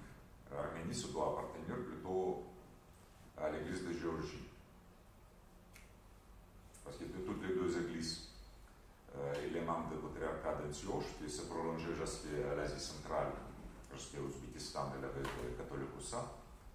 Le catholicossat d'Arménie aussi, c'est un ancien catholicossat du patriarcat d'Antioche. Et à mon avis, c'est historiquement, et les géorgiens le disent que historiquement c'était à la Géorgie, le diocèse orthodoxe d'Arménie.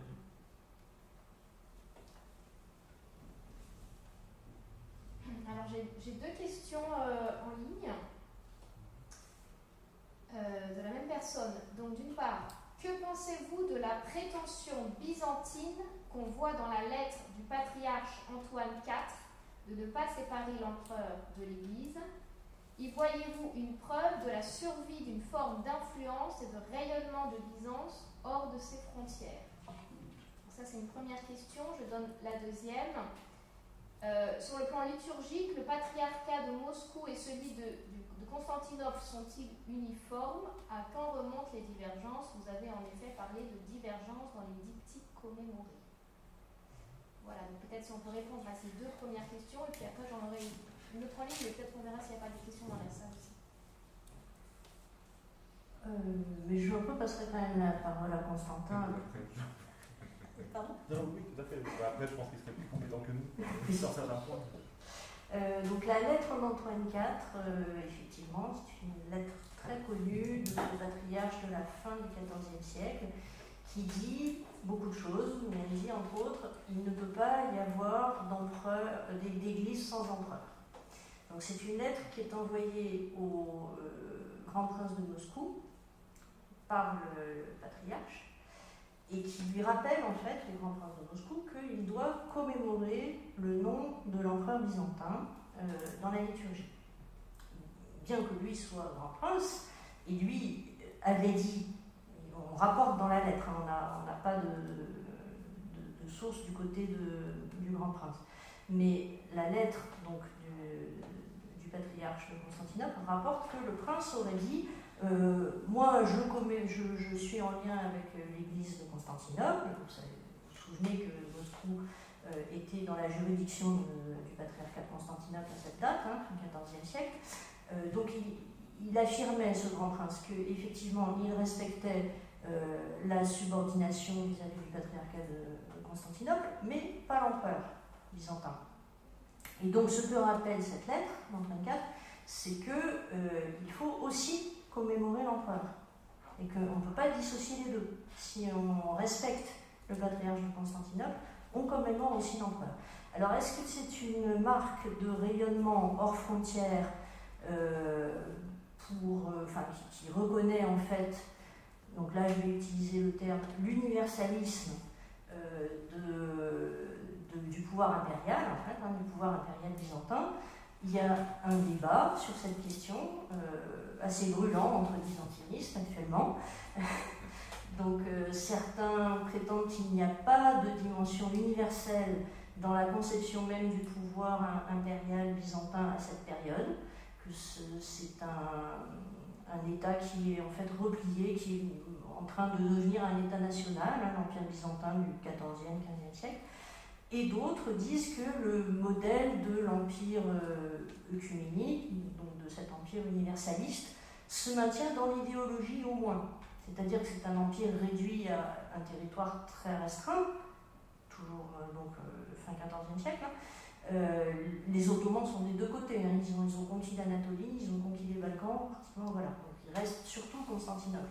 Donc comment un empire peut se prétendre universel quand il lui reste juste sa capitale? Eh bien, du point de vue idéologique, on peut concevoir que cette idéologie fondatrice de l'Empire byzantin, qui émane de l'Empire romain, qui n'est jamais que la continuation de l'Empire romain, se maintient, et se maintient justement dans cette articulation entre eux, mais articulation c'est même encore insuffisant, entre pouvoir politique et pouvoir religieux. C'est une interpénétration vraiment entre les deux, c'est-à-dire que c'est un pouvoir qui se conçoit comme universel, même si sur Terre, il est réduit à un peau de chagrin. C'est deux niveaux différents. Donc moi, je donne une réponse qui va dans le sens de l'universalisme. Maintenant, sachez que ce n'est pas le cas de tous les byzantinistes. Et Constantin, tu veux ajouter quelque chose? Je m'intéressais à cette question-là. Ça passe pas. En fait, pour les Byzantins, il appelait les princes de Moscou ou d'autres princes par le terme Rix en grec, qui provient de Rex latin. Et dans le dictionnaire de Souda, qu'est-ce que c'est Rix? Oton Francon Vasileus, le roi de Franc, le roi des autres. Et dans la même lettre, le patriarche explique que les petits rois, etc., les petits souverains d'autres peuples ne sont pas comparables à l'empereur qui est le seul dans le monde. Et je crois que ce problème-là est lié aux réformes, ça que Monseigneur Job Dietche appelle réforme liturgique de métropolite Cyprien. En fait, il a appliqué la réforme liturgique du patriarche Piloté, Kokinos, en Russie. Il a amené certains modes de commémoration et il commençait à l'utiliser. À mon avis, d'autres métropolites le faisaient sur place, mais puisqu'ils le faisaient dans leur maternelle, donc les princes, à mon avis, ils ne comprenaient rien. Ça ne provoquait pas de problème. Mais quand Cyprien, qui était d'origine slave, qu'il commençait à commémorer l'empereur lors de son fils, ou réclamer au prêtre, au diacre de le faire, ça n'a pas plu aux princes. Je vais chercher dans les différents manuscrits liturgiques slaves, ceux qui sont disponibles en ligne des bibliothèques russes et certaines en provenance de Russie à la bibliothèque apostolique du Vatican. Je trouvais un seul manuscrit qui probablement était commencé sur le Montanus, je crois copié sur le Montanus, dans la première partie, où on commémore le souverain, on commémore l'empereur byzantin. Puis on passe au prince, parce que le manuscrit était commencé, comme j'ai compris, pour un lieu précis, ou peut-être le faisait pour le monastère de Montatus, mais finalement, quelqu'un voulait le tour d'icône en Ufologie, on a fait ce qu'il fallait pour le lieu où il est parti. Et il y a aussi édition critique de liturgie slavon. Là non plus, je n'ai pas trouvé de commémoration de l'empereur. À mon avis, c'était fait uniquement par les métropolites et par personne d'autre, c'est juste les Cypriens qui essayaient de l'utiliser, d'introduire des forces. Et ça qui provoquait conflit avec les princes. La deuxième partie, je ne me rappelle plus.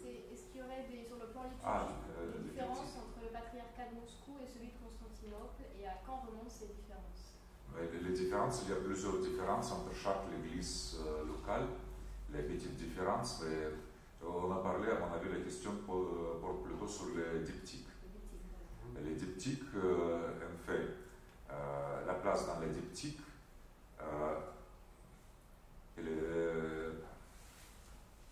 chaque église ou chaque primat a sa place de diptyque en fonction pour le patriarcat ancien. Ça se définit par les canons. Je crois que c'est 36 du 6e concile œcuménique. Et pour les autres, par la date d'attribution. Entre le patriarcat de Moscou et celui de Constantinople, la différence, la première, c'est l'église de Géorgie. L'église de Moscou, elle est place derrière Moscou, tout de suite. Mais ce n'est pas le cas pour le patriarcat de Constantinople, qui a accordé les tomos d'autocéphalie, de renouvellement de l'autocéphalie dans les années 90, avec le titre patriarcal aussi. C'est-à-dire, pour le patriarcat de Constantinople, et les mêmes diptyques suivent la majorité de l'Église, en tout cas tous les églises hellénophones. Et aussi l'Église de Russie, il rajoute une autre église que j'ai déjà mentionné, l'église autocéphale émérite, qui n'est pas reconnue par la plupart d'autres églises. Je rajouterais tout simplement sur la question des dialectiques et le fait qu'effectivement, Constantin a présenté la situation actuelle qui est très importante, mais qu'il me semble en tout cas que cette division, enfin, la cristallisation de ces conflits, date de l'entre-deux-guerres précisément, quand on s'est posé la question que faire des communautés orthodoxes issues de l'Empire russe qui n'étaient plus dans l'URSS, en fait, dans la Russie soviétique. Et c'est là où la position de Constantinople et la position de Moscou ont divergé pour des raisons évidentes, et c'est à partir de là où justement la commémoration devient une des formes de manifestation de ces conflits de juridiction sur ces espaces frontières entre les deux anciens empires, en fait, véritablement. Et ça débouche sur la situation actuelle, puisqu'aujourd'hui il y a l'église d'Ukraine également on peut dire, évidemment qui n'existe que dans les diptyques de Constantinople et pas dans les diptyques de Moscou. Tu peux dire un mot de l'article de Galadza? Voilà, donc alors pour une question, justement, j'en vois plus concrètement au livre, il y a l'article qui est consacré à ce point-là, donc il est écrit par Daniel Galadza, qui retrace justement à la fois la définition de l'usage des diptyques dans le monde orthodoxe et en particulier leur place dans l'affirmation des indépendances. Donc, au début de l'ouvrage, il y a un article qui fait un très bon point sur la question à partir des sources en étudiant justement des sources orthodoxes sur ce point. Alors, une question dans la salle et puis après on prendra une question en ligne. Oui, alors tout d'abord merci pour votre conférence. N'est-il pas une contradiction entre l'idée d'universalité de l'Église, regardée donc par l'empereur, et la constitution d'églises autocéphales à l'extérieur et au sein même de l'Empire? C'est encore une question byzantine. Je pense.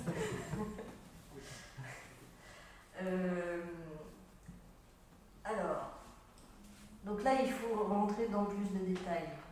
C'est-à-dire qu'on vous a dit, c'est Frédéric qui l'a dit, il y a patriarcat autocéphale et puis patriarcat autocéphale.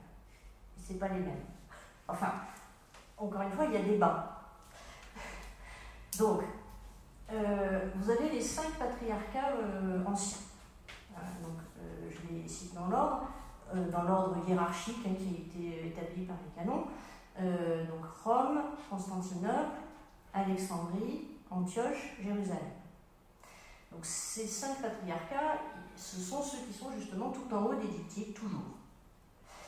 Et alors, à partir de la création d'églises autocéphales, donc mettons Chypre, qui est la première, ça vient, comme l'a dit Constantin, en fait, on les rajoute dans la liste des diptyques. Et donc, hiérarchiquement, ils sont inférieurs, en fait. Enfin, donc c'est dit et c'est pas dit, c'est des choses un petit peu, voilà. Bon, mais comme ils sont dans la suite, ils sont en dessous. Et donc, bon, Chypre ne pose pas de problème, puisque Chypre fait partie de l'Empire byzantin.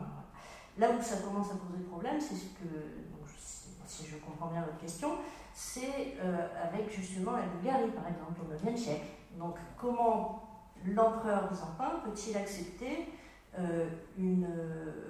d'être dessaisi, en quelque sorte, d'une partie de son territoire, et donc, comment l'universalité et de l'Empire et de l'Église, les deux à la fois, peuvent être entamées et découpées en morceaux. Parce que la partie est dans le tout, en fait. Si vous me permettez de vous répondre comme ça. C'est-à-dire que c'est pas parce qu'on enlève une partie qu'on enlève le tout. Donc, l'universalité, elle demeure, en tant que principe, inchangée, pas atteinte. C'est une concession qui est donnée par l'empereur et qui donc accepte de donner un titre de Basileus comme le titre qu'il a lui à l'empereur.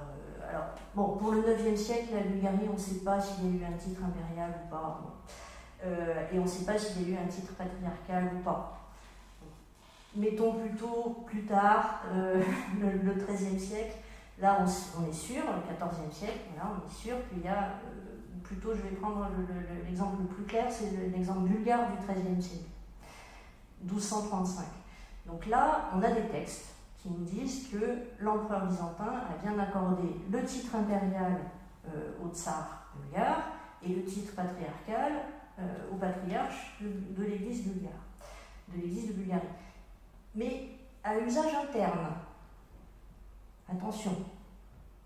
Alors, et c'est là où il commence à y avoir des débats entre historiens, vous imaginez bien, parce que cette histoire à usage interne, ça dépend de comment on interprète les textes. Donc là, forcément, je suis obligée aussi de prendre un petit peu parti. Donc, moi, ce que je suis en train de vous expliquer, c'est que ces textes ont l'air de dire, mais c'est contestable, que l'empereur en question, il a le droit d'utiliser ce titre de tsar en interne pour dire qu'il est le tsar dans son propre royaume, ou empire si vous voulez, bulgare, qui n'est jamais encore qu'une subdivision de l'empire universel qui est celui de l'empereur byzantin. C'est pour ça que cette partie, elle n'est pas en fait extraite. Et ça reste inclus dans un chapeau, si je peux le dire, c'est pas très élégant, et qui reste l'empire byzantin. Et pareil pour l'Église, c'est-à-dire que donc l'Église bulgare, l'Église de Bulgarie, qui devient autocéphale avec un patriarche, elle a son ressort, sa juridiction, et c'est un patriarcat en interne, mais ce patriarcat vient se placer bien après dans les diptyques. Il continue à y avoir donc la commémoration du nom du patriarche de Constantinople, ça on l'a aussi dans des textes, et donc ça reste malgré tout, même si c'est une église autocéphale, une église qui est encore en lien et encore avec une forme de soumission symbolique, de sujétion symbolique, il y a des choses comme ça, par rapport à l'église donc universelle qu'incarne le patriarcat de Constantinople. D'autant que, si je peux me permettre, il y a toujours communion entre les deux églises. Donc l'église universelle n'est pas séparée en fait. Le phénomène d'autocéphalie n'est pas un schisme. Et en principe, une autocéphalie réussie, c'est quand justement les autres églises reconnaissent cette autocéphalie et que la communion est réaffirmée. Justement, il n'y a pas de schisme, donc il n'y a pas de séparation. Autocéphalie, il ne faut pas oublier aussi que la question d'autocéphalie est liée aussi à l'autre question très importante qui provoque aussi des divergences, c'est la primauté. Quand on parle d'autocéphalie, une église qui a sa propre tête. La tête, c'est le primat de cette église. Et cette église-là, elle installe cette tête par elle-même, sans passer par quelqu'un d'autre. Et puis, au niveau universel, il y a aussi un premier. Avant le 1154, c'était l'évêque de Rome. Et l'évêque de Constantinople était second après lui. Et maintenant, dans les communautés orthodoxes, c'est le patriarche œcuménique. Mais et aussi, l'autocéphalie, il ne faut pas comprendre comme indépendance d'État avec les frontières délimitées et champs de mines. Il y a toujours interaction. Et chaque primat, il doit commémorer, notamment les diptyques qu'on a parlé. Et avant, maintenant, tous les primats sont dans les diptyques, ils sont commémorés par les autres primats. Et quand on enlève quelqu'un, c'est la rupture de communion. Et c'est déjà peut consister en délit canonique. Et toujours il y a un premier. Quand il y a une concélébration, il y a toujours qui est premier parmi les primats. C'est aussi la question de diptyque.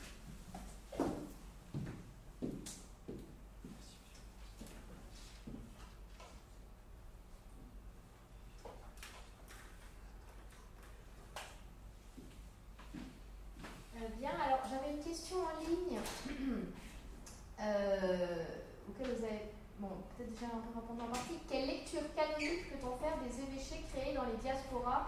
Est-ce un prélude à l'autocéphalie? Exemple, l'Église orthodoxe des États-Unis. Moi, je pense que Constantin y a répondu en partie, il devra peut-être continuer d'y répondre par la suite aussi. Alors, pour les diasporas, effectivement, c'est un des points que nous avons moins traité dans le volume. Nous avons voulu le faire des femmes, mais disons que ça soulevait d'autres types de problématiques. Donc c'est la raison pour laquelle finalement nous avons un peu laissé de côté cette question-là.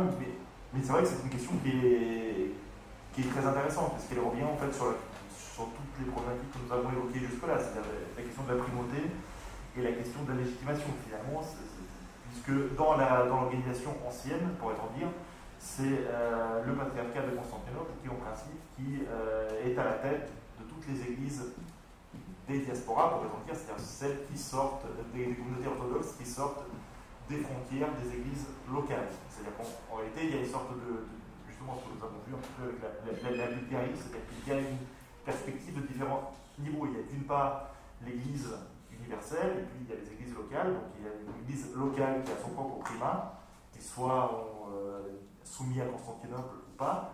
Et puis il y a l'église universelle qui, elle, normalement, dépend de Constantinople. C'est la raison pour laquelle Constantinople se dit patriarcat œcuménique, d'ailleurs, puisqu'il est censé gérer ses diasporas. Donc cela, ça correspond en quelque sorte à l'ordre canonique idéal tel qu'il a été défini au départ. Après, évidemment, ce n'est pas du tout comme ça que cela se passe. Vous vous doutez bien. Donc là aussi, en particulier avec la question du philétisme qui a été posée et qui a été condamnée par Constantinople au XIXe siècle, mais dans la pratique aussi avec la diffusion des États, enfin la consolidation des États nationaux d'une part, et d'autre part avec évidemment les vagues d'immigration très importantes au XIXe siècle venues de ces régions-là. Il y a tout le problème des églises extérieures qui s'est posé, donc que ce soit en Amérique du Sud, en Amérique du Nord, enfin, également en Australie, par exemple, mais même en Europe occidentale, puisque par exemple en France, vous avez effectivement des gens qui aujourd'hui se relèvent de l'église romaine, de l'église de Moscou, sans parler de division qui peut exister dans l'église russe, de l'église ukrainienne, de l'église, je ne sais pas, serbe, etc., où effectivement il n'y a pas de séparation rituelle, il n'y a pas de séparation de la communion, mais il y a une séparation purement, disons, culturelle et linguistique. Donc là, effectivement, il y a vraiment, c'est peut-être au niveau de cette question de diaspora qu'on voit le plus se fausser entre d'une part une règle, une norme canonique telle qu'elle devrait être appliquée, et la pratique réelle telle qu'elle est mise en place pour des raisons simplement de pratique sociale, tout simplement sociale des communautés qui essayent de reproduire une sorte de filiale de leur église à l'extérieur. Donc ça, effectivement, là on est au cœur aussi de l'autocéphalie, et c'est un des paradoxes de l'autocéphalie, puisque l'autocéphalie en tant que telle est censée consolider une entité ecclésiastique locale, comme chacun de nous l'a montré un petit peu, c'est-à-dire de consolider une entité ecclésiastique dans le cadre soit d'une nation, soit d'un État aujourd'hui, soit d'une communauté en tout cas nationale constituée. Et la question qui se pose, c'est effectivement, est-ce qu'une église autocéphale peut avoir des représentants en dehors de ces frontières, telles qu'elles ont été définies par la juridiction qui lui avait été consentie, enfin pas consentie, mais donc la juridiction de l'église autocéphale qui a été reconnue canoniquement par les patriarcats, que ce soit Constantinople ou Moscou. Donc effectivement, là, on est vraiment dans une sorte de dissonance qui dure depuis le XIXe siècle et qui d'ailleurs, l'une des questions centrales qui continue, ça a posé problème dans le monde orthodoxe. Une des raisons pourquoi est-ce que l'autocéphalie est une question aussi épineuse,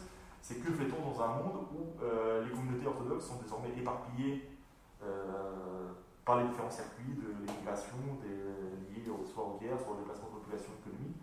Et que fait-on pour unifier un monde qui lui, ne sont plus du tout rattachés à ce principe canonique du patriarcat œcuménique, tout simplement. Donc c'est là voilà. Donc, je ne sais pas si Constantin, si tu veux rajouter quelque chose.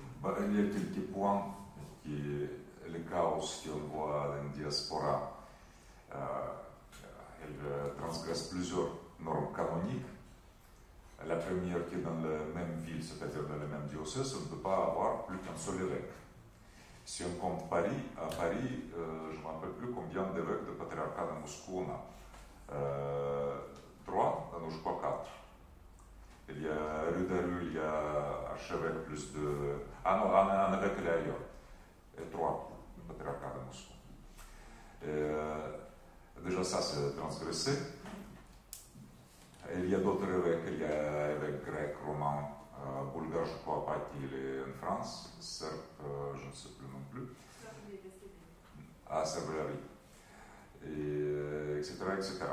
Cette norme-là, elle est déjà transgressée. Puis, chaque église autocéphale ou patriarcat ancien, il a sa juridiction géographique délimitée, soit par les canons pour les patriarcats anciens, soit par les tomos d'autocéphalie. On ne donne jamais un tomos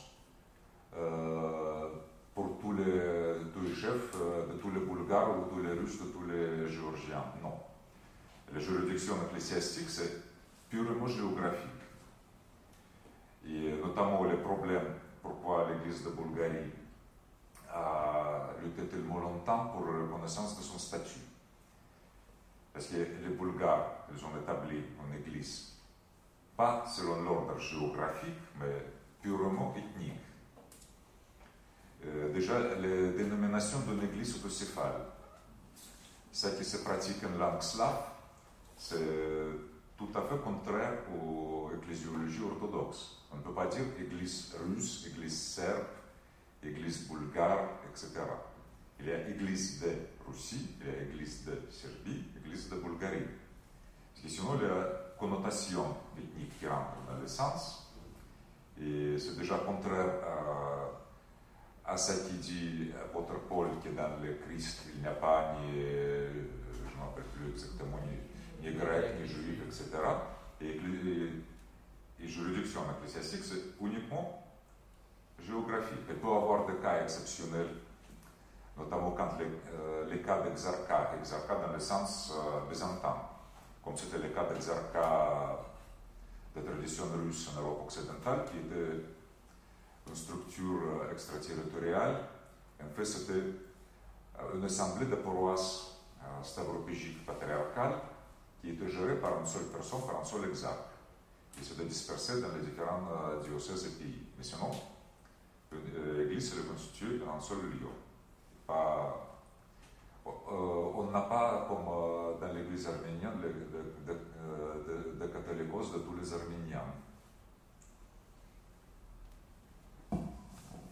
Je rebondis juste sur ce que vient de dire Constantin pour dire que c'est pour cette raison qu'on a fait des cartes.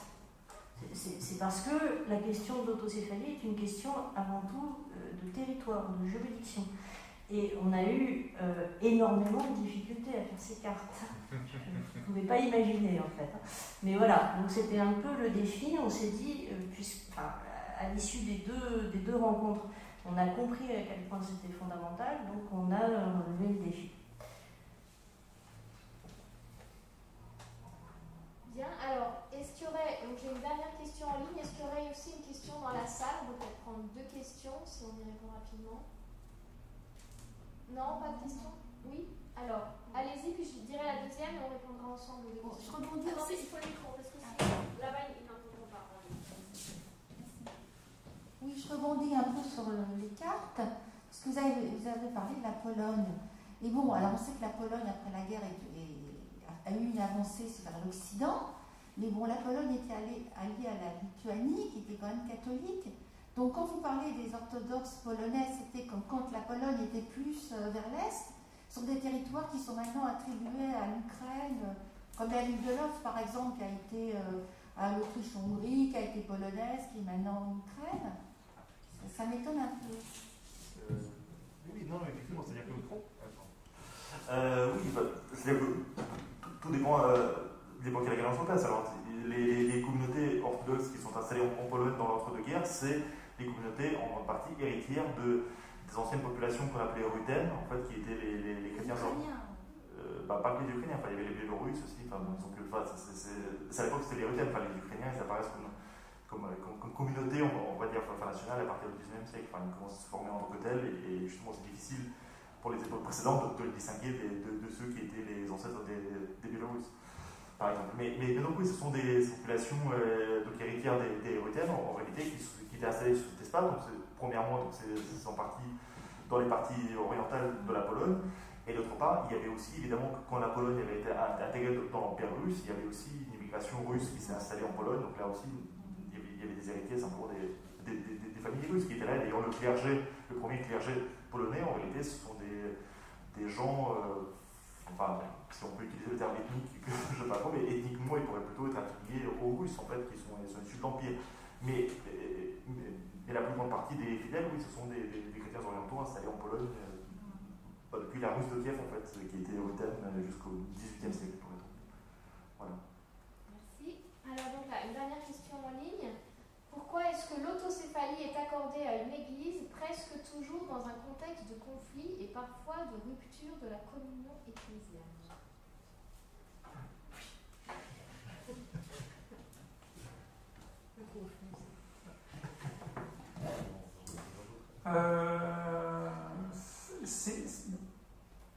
Ça revient un peu à une question factuelle. Pourquoi est-ce qu'il y a du conflit entre les hommes? Mais là j'oserais dire que ce qui nous a surtout frappé, je ne sais pas si mes collègues sont d'accord avec moi, c'est que, in fine, les questions d'autocéphalie, quel que soit leur modèle au cours des âges, sont des questions politiques et géopolitiques. Et donc, pourquoi c'est toujours dans un contexte de conflit? On l'a vu au tout début, tout simplement parce que c'est un empereur émergent qui veut avoir son église, en fait, pour avoir les coups des franges et ne pas avoir sur son territoire une église qui dépend d'un autre empereur, parce que sinon, il n'est pas vraiment empereur en son royaume. Donc, il y a déjà ce premier facteur tout bête, en fait, un facteur factuel qui fait que quand il y a un royaume qui acquiert de la puissance, il ne veut plus être dépendant d'un autre royaume qui est évidemment dominant juste à côté de lui. Donc forcément, les relations sont conflictuelles. Et ensuite, quand on change de modèle, si on se place à l'époque contemporaine, eh bien, on voit très bien aujourd'hui qu'il y a deux conceptions assez différentes, disons, d'autodescription des patriarcats de Constantinople et de Moscou, qui font que, historiquement, le plus légitime, entre guillemets, c'est le patriarcat de Constantinople, mais politiquement et pastoralement, celui qui a le plus de poids, c'est le patriarcat de Moscou, et donc forcément, chacun des deux patriarcats, indépendamment même des problèmes géopolitiques qui sont toujours présents, chacun des patriarcats entend avoir une domination liée à cette légitimité de laquelle il se prévaut, en fait, une légitimité plutôt, disons, contemporaine et pastorale, une légitimité ancrée dans la profondeur historique. Donc, quels que soient les rapports entre entités, il y a forcément du conflit. Et l'autocéphalie, c'est l'une des manières, disons, de sortir de manière plus ou moins pacifiée, si l'autocéphalie est réussie, de ces conflits, puisque à la fin de l'autocéphalie, il y a quand même une reconnaissance et une communion entre églises. Mais on est quand même passé par une cristallisation qui est une crise. Et on voit souvent justement des églises qui déclarent elles-mêmes leur autocéphalie. Et ça met quelque temps pour que justement la crise s'épuise et qu'une nouvelle pacification permette justement une communion entre églises et une reconnaissance. Et ça, c'est ce qu'on avait indiqué au début, c'est qu'il y a une sorte de paradoxe, c'est-à-dire que l'autocéphalie consiste à vouloir être indépendant, mais in fine, on ne peut être véritablement indépendant dans cette communion ecclésiale qu'en étant reconnu par les autres. Donc, l'indépendance est dépendante de la reconnaissance des autres. Très bien. Ah, il y a quelqu'un, oui? Non? Bon. Écoutez, je pense qu'on va s'arrêter là. Merci beaucoup à nos 4 intervenants. Merci aussi à tous ceux qui ont suivi ici ou en ligne. Alors, je me permets de vous rappeler, avant qu'on se sépare, que la prochaine manifestation de l'ISEO, c'est un colloque, les 9-11 mars.